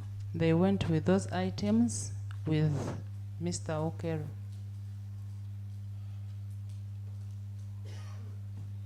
Were you required to do anything after the search? Nga bamaze okukebera mu nnyumba eyo balina kye baakusaba okukola. Bansaba okusayininga ku search certificate kwe baali bawandiisa ebintu bye baali batwala. They asked me to sign on the search certificate that indicated the items they were taking.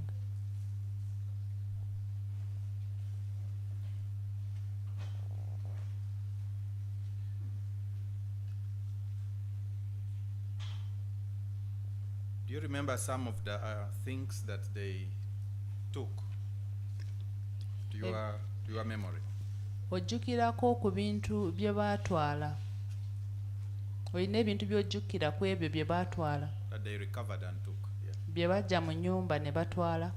Nina bye nzijukira. I remember some. What do you remember?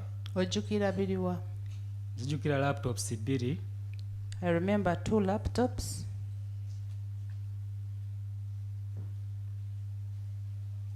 Yes. Nzijukira flash, I remember a flash. Yes. nzijukira foiro eyalimu empapula, I remember a folder that had a foil containing papers. Yes.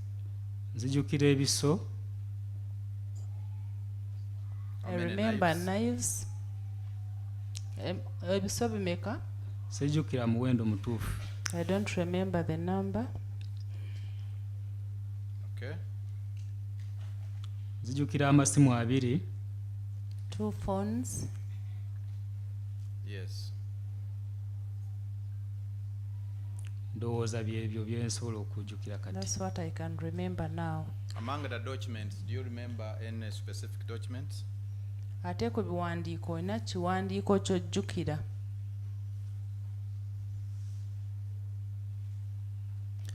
Nzijjukira passport. I Nzijjukira remember passport. the passport. Yes. Zaali 2 nga nazo nga zonna za America. There were 2 passports and they were all American passports. Yes. Byebyo bye nzijjukira. That's what I remember.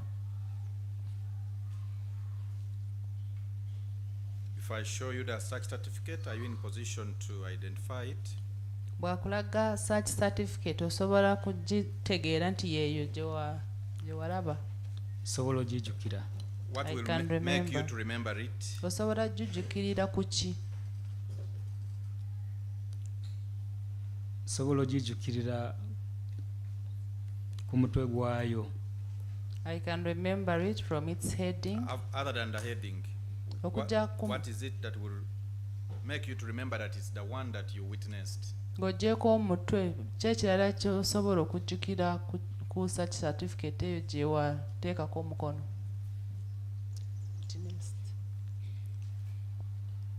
Does it bear your signature? Yeah. Eriko omukono gwo. Omukono gwange kwe guli. There is my signature.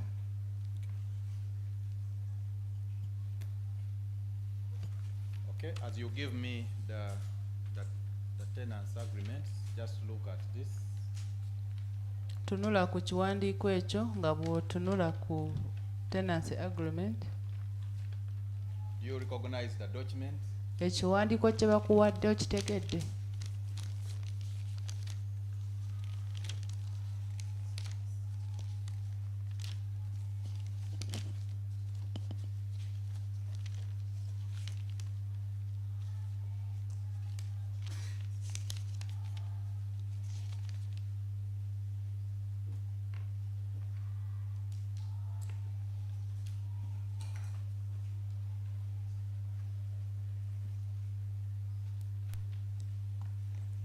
Kitegedde ssebo. What is I it? have. Kiwandiiko ki? Search certificate. It is a search certificate.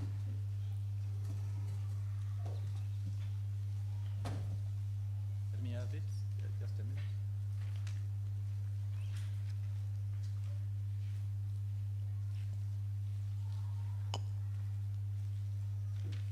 When is it dated? Eriko nnaku z'omwezi ki? Nga 3 Ogwokuna 2026. It is dated 3rd April 2026. You signed as number. Wasayininganga wakumeka. Assigninga ka namba 9. I signed as number 9.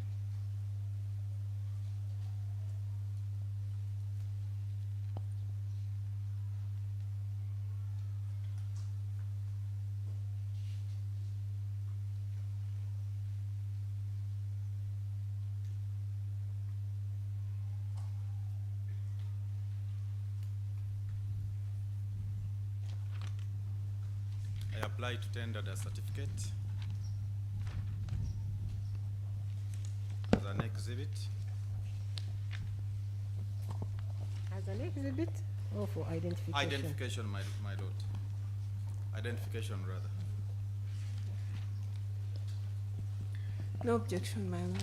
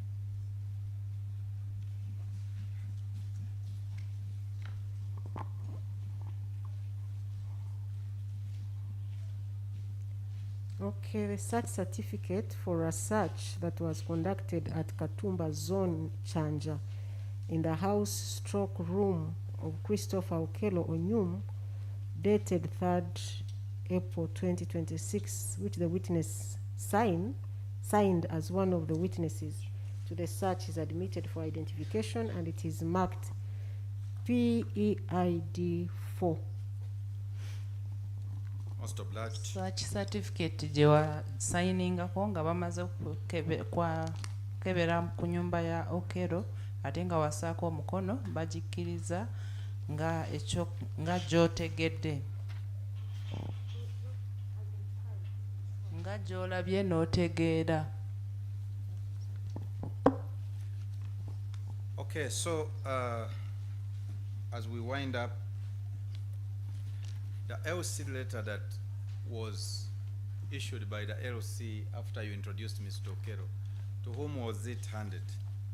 ekipapula aba LC kye bawandiika nga omaze kwanjulayo Okello bakiwaani bakiwandiikira ani?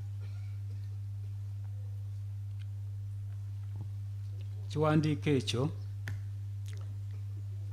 kiwandiikira kampani gye nkoleramu. The document was written to the company I work for. And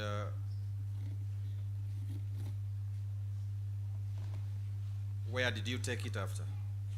Oluvannyuma wakitwala wa? Nakitwala ku office. I took it to office.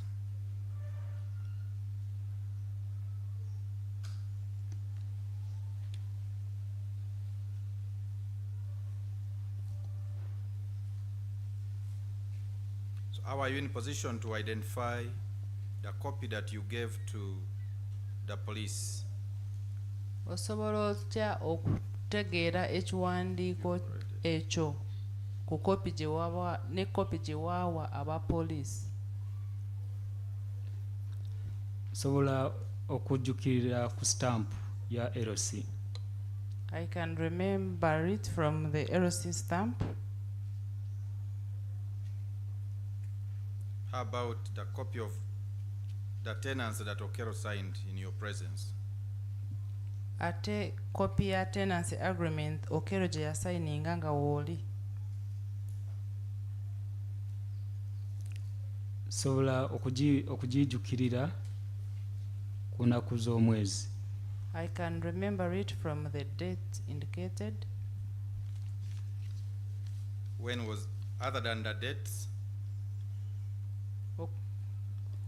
Sobola okujjukirira ku ssente z'alina okusasula buli mwezi.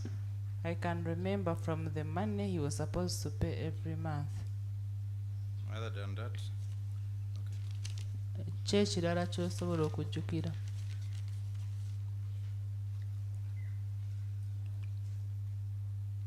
Sobola okujjukira ku ebyo. That's what I can remember. About the passport that Okello gave you? Ate passport Okello gye yakuwa?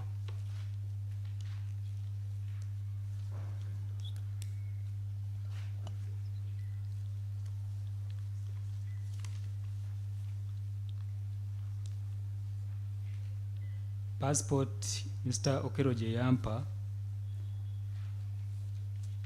sobola gijjukira ku kifaananyi. I can remember the passport from the photo. Whose photo?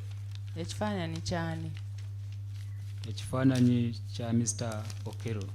The photo of Mr. Okello. Look at the documents. Empapula ezo zitunuleko. What is the one on top? Esooka kungulu yeki? Yeya LC. It is the letter from the LC. When was it authored? Bagiwandiika ddi? 26 Ogwokusatu 2026. It was written on 26th March 2026. Is it stamped? Kuliko stamp. Stamp kweri. Of which LC? Is stamped LC yawa? Your stamp ya LC yawa? Chanja Katumba Village. The stamp is for Chanja Katumba Village. Got the next document? Genda ku kiwandiiko ekiddako.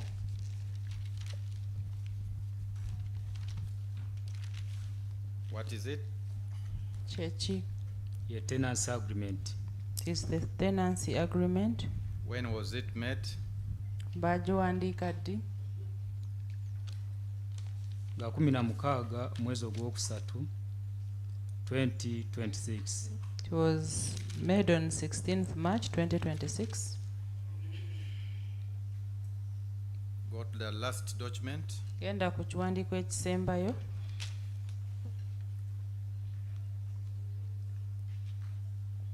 What is it? Ekisembayo kyeki?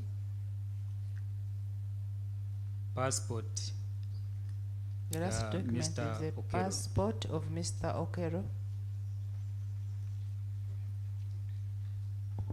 Let me see. Is it a passport? Is it a copy of the bio data page? What is it?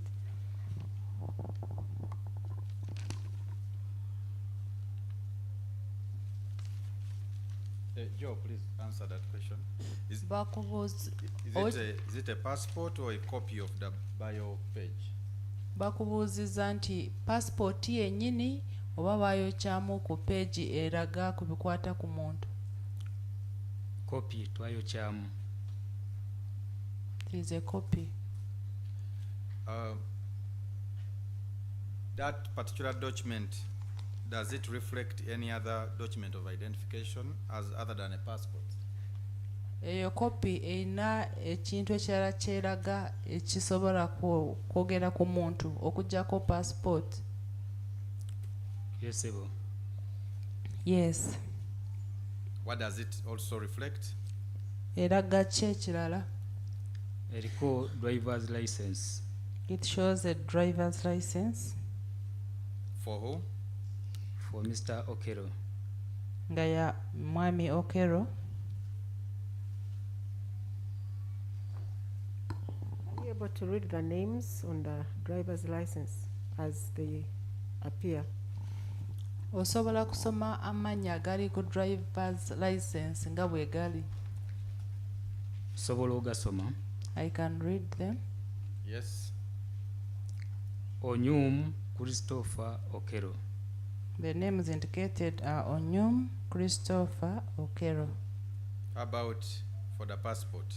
Ate ku passport Onyum Christopher Okello.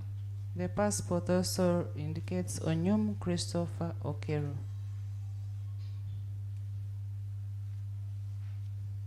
My Lord, I apply to tender the tenants agreement.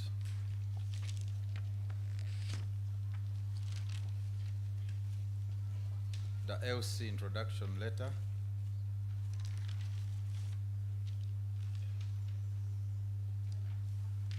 And a document reflecting the particulars of the passport and the driving license for the accused person as exhibits. The last one is what?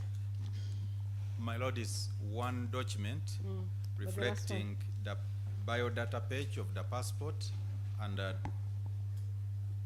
driving license for the accused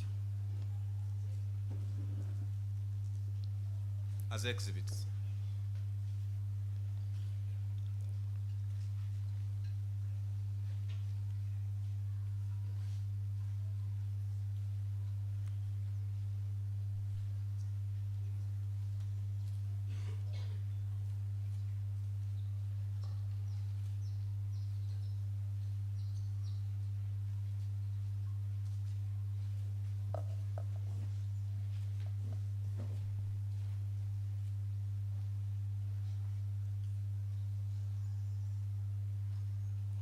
Yes, Mr. Kumka.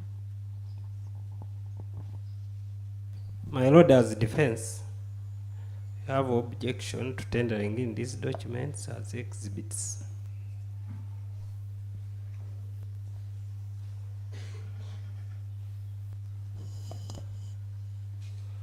One, the tenants agreement is a photocopy.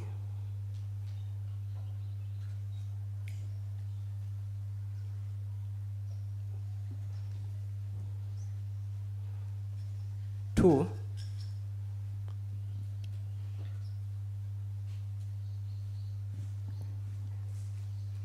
the witness in the stand is not the author.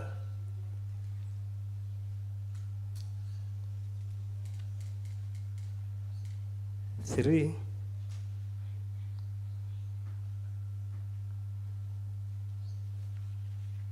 is not even a witness to this agreement.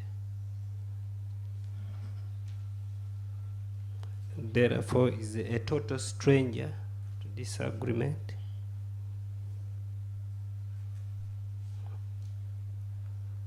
My Lord, Also paragraph 2 of the tenancy agreement has ambiguity. Does that go to admissibility? Yeah, Does the ambiguity go to the admissibility of the document? my lord, I can leave that.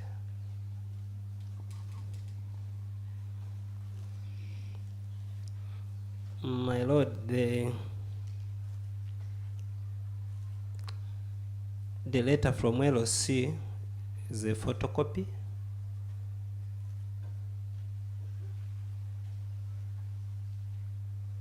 There is only a stamp and signature of the chairperson. There is no signature of Mr. Okello, the alleged Okello. The witness on the stand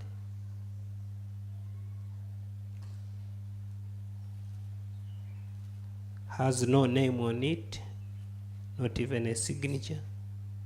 Therefore, is a total stranger to this agreement or letter.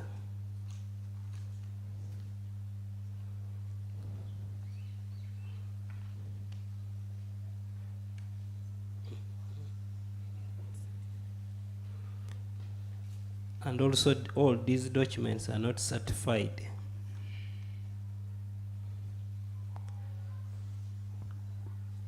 Who would certify that document? My lord, it could be the LOC. I thought you meant the other attachments, the driver's license and the passport, or you're still on the LC letter? My lord, the LOC You're letter still on the LC letter. and also the agreement. Okay.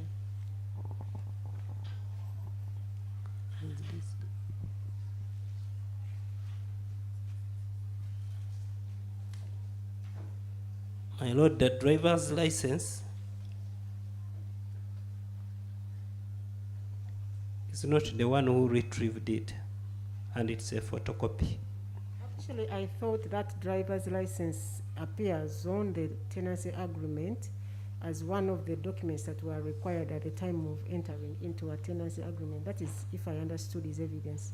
My lord, if that's the understanding, still is unknown to the original document that it was attached to that witness.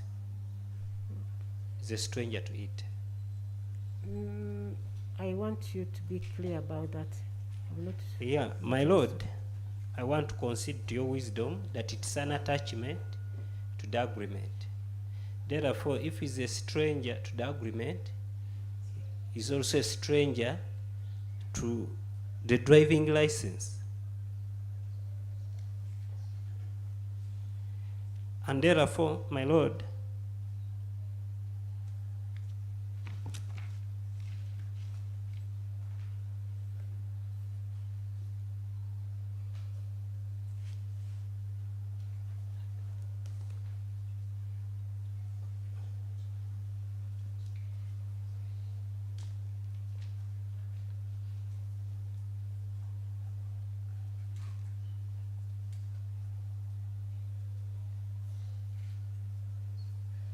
the said documents lack both credibility and integrity because they offend the laws governing tendering in exhibits. I pray that this honorable court rejects them. I so pray.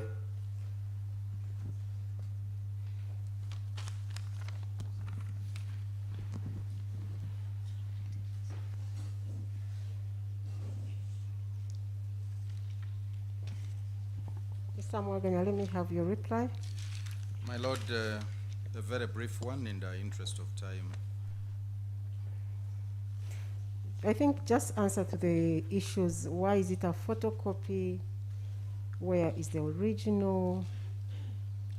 My lord, the witness has testified that is not in the ordinary custody of the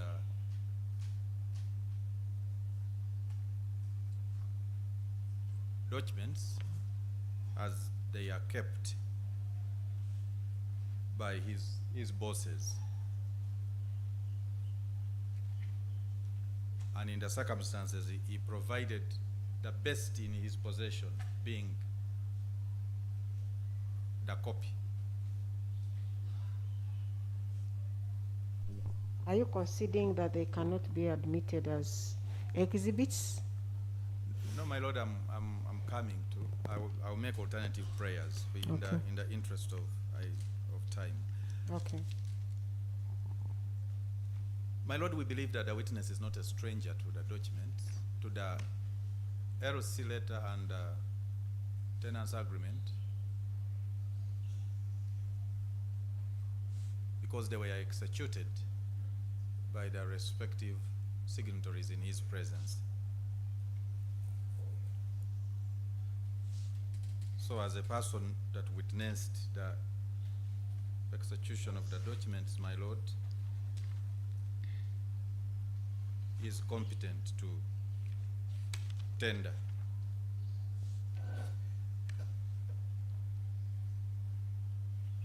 But my lord, if court is of opinion that he cannot, then would pray that they be admitted, the tenants agreement and LC be admitted as PIDs. But for the identification documents of the accused, my lord, the passport and the driving permit,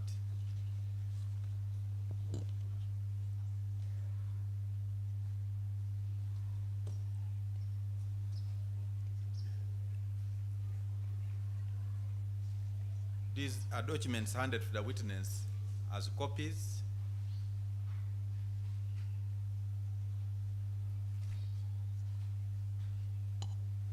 The originals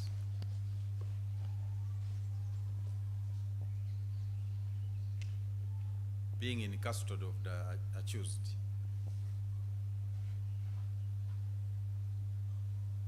In that regard, my lord, the witness would be competent to tender the copy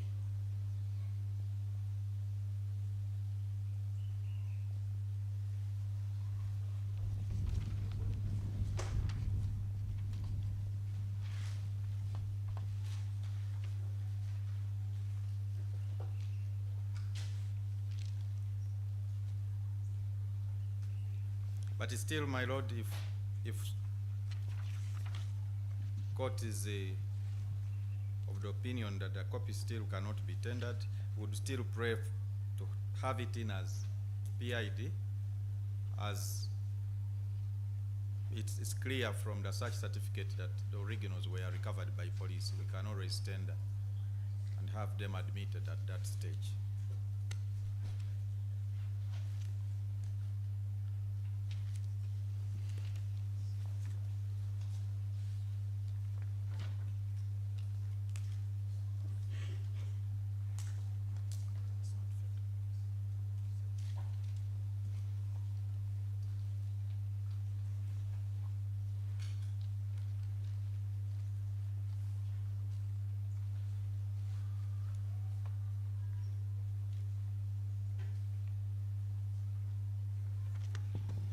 Mr. Kumbuga, you want to speak back?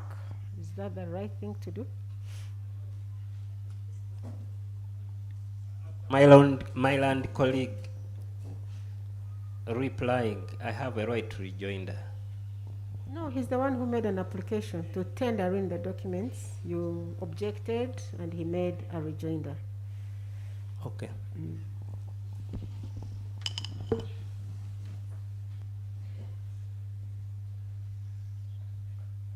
Omuwabi wa gavumenti abadde asaba kooti ekkirize baleete tenancy agreement, LC letter ne kopi ya passport ng'eriko kopi ya permit babireete ng'ebizibiti mu kooti, naye oludda lw'omuwabirwa bakiwakanyiza nga bagamba nti tenancy agreement eyo si original, bayokyamu nti ate omujulizi ono ali wano teyawandiika ku ndagaano eyo nti ate teyasayiningako ekitegeeza eyo endagaano batagimanyi.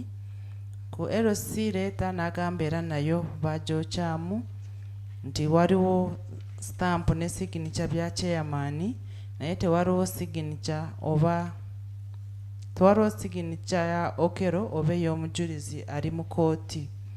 N'agamba nti bino biwandiiko byonna tebabizaayo kubiteekako stamp eraga nti bituufu.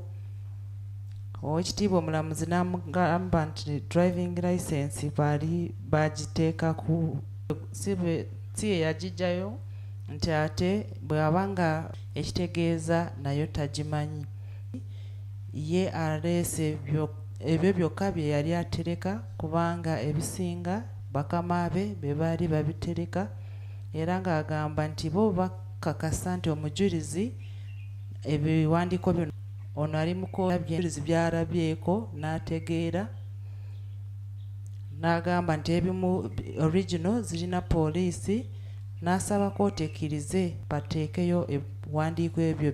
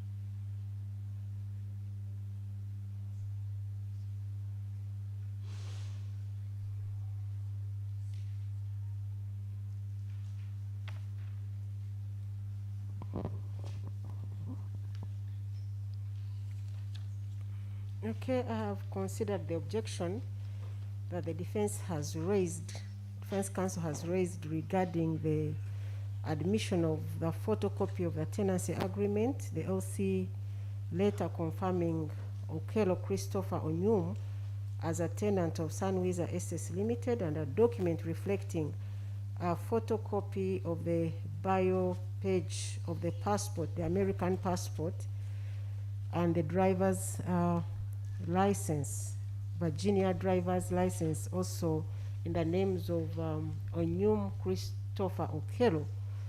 I agree with him that apart from the oral testimony of the witness concerning all the documents, there is nothing on any of the documents themselves that connects the witness to any of them.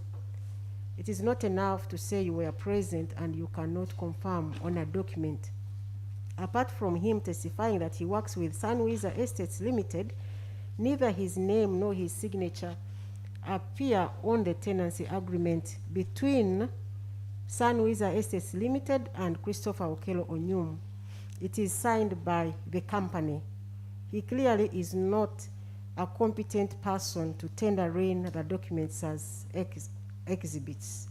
Regarding the LC, tendering that agreement as an exhibit. Regarding the LC letter of Mr. Tabula Christopher, the chairperson of LC1 of Katumba Village, LC1 in Chanja, it confirms that Mr. Okello Christopher Onyum had been introduced as a tenant of Sunwiza Estates Limited. The name of the witness also appears nowhere on this document. Concerning the document which has a bio page of the American passport and the Virginia driver's license of Onyum Christopher Okello, it also has nothing to indicate that the witness received these copies from the accused. I see a signature and a date on the photocopy, but no evidence has been laid as to whose signature it is. In light of the above, I agree with counsel for the accused person that the witness on the witness stand is not competent to tender in the documents as exhibits. However, I will admit them as identification documents and I mark them accordingly. The agreement, the photocopy of the tenancy agreement is marked PEID 4A, a photocopy of the LC letter of That could be 5A, probably. 5A. We already have.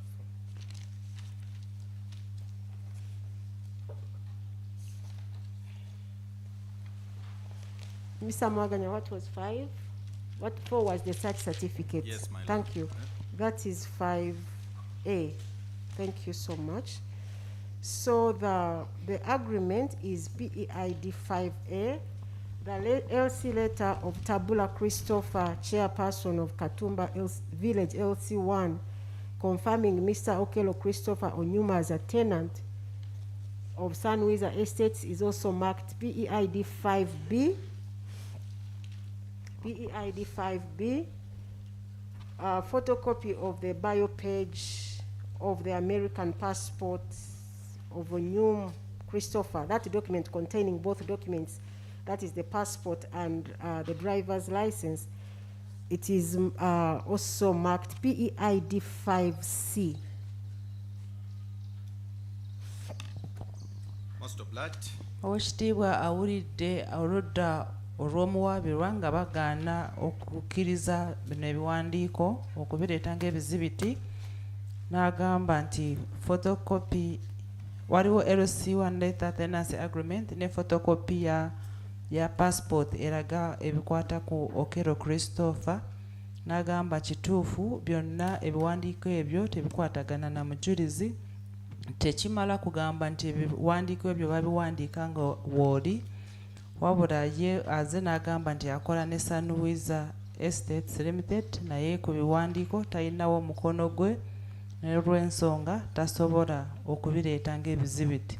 Nti era ne LC1 letter gye baawandiika ekakasa nti Okello Christopher yali mupangisa wa Sunwiza Estates, naye omujulizi talina we yawandiika ekitegeeza tewali kintu kyonna ekiraga nti omujulizi ebbaluwa eyo yaliwo oba gwe baagiwa era ne photocopy ya passport teri kiraga nti Mr. Okello yagiwa omujulizi olwekyo ebiwandiiko bye babiganye ng'ebizibiti wabula owekitiibwa omulamuzi abikkiriza ng'ebiwandiiko omujulizi bye yalaba n'ategeera era n'abiwa enamba nga agreement tenancy agreement n'agiwa enamba PEID 5A LC letter nebeera PEID 5B then photocopy ya passport ne driver's license nebeera PEID 5C. Okay, so Mr. Makaye, Yes, sir. you said accused came to entered your premises in March. Within that period, when you first saw him and when he was arrested and you were called for a search, how many times had you interacted with him as a person? Ogambye nti omwami Okello yajja ku mayumba gammwe omwezi ogwokusatu era n'abuuza okuva lwe yayingira mu nnyumba ne lwe baakuyita nga bakugamba okugulawo ennyumba mwali musinkanyeeko emirundi meka oba mwali mwogeddeko wamu emirundi meka? Nali nakasisinkana naye emirundi 2. We had met 2 times.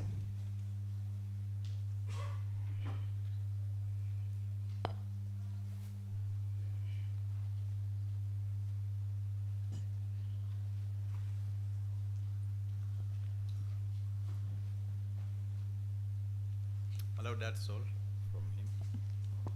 Thank you so much. It is 4 o'clock. And we haven't had any lunch break.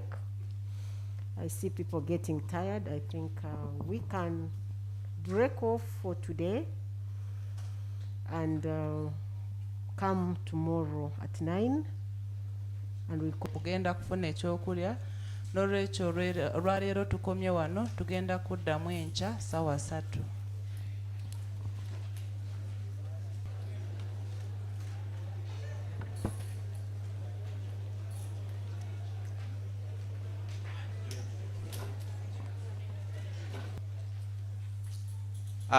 Thank you. Please, before the judge stands to leave, kindly keep the respect. Because you begin shouting, you don't know whether our judge has left. Please, you leave. Omulamuzi abategeeza nti nga omulamuzi omukulu akola ku musango guno tannaba kuyimirira kuva mu kooti eba ekyagenda mu maaso, so temwekalakaasa kusituka, mulinda asooke atufulume. As you hear the bang, bwe muwulira nga bamaze okukoona, then after, that's when we can begin departing. Thank you. Fenna tulina kusooka omulamuzi kuyimirira, then n'afuluma, naffe ne tusooka okufuluma, naye tetumusooka kubeera nga tufuluma nga ye tannaba kubeera nga ayabuka okuva wano.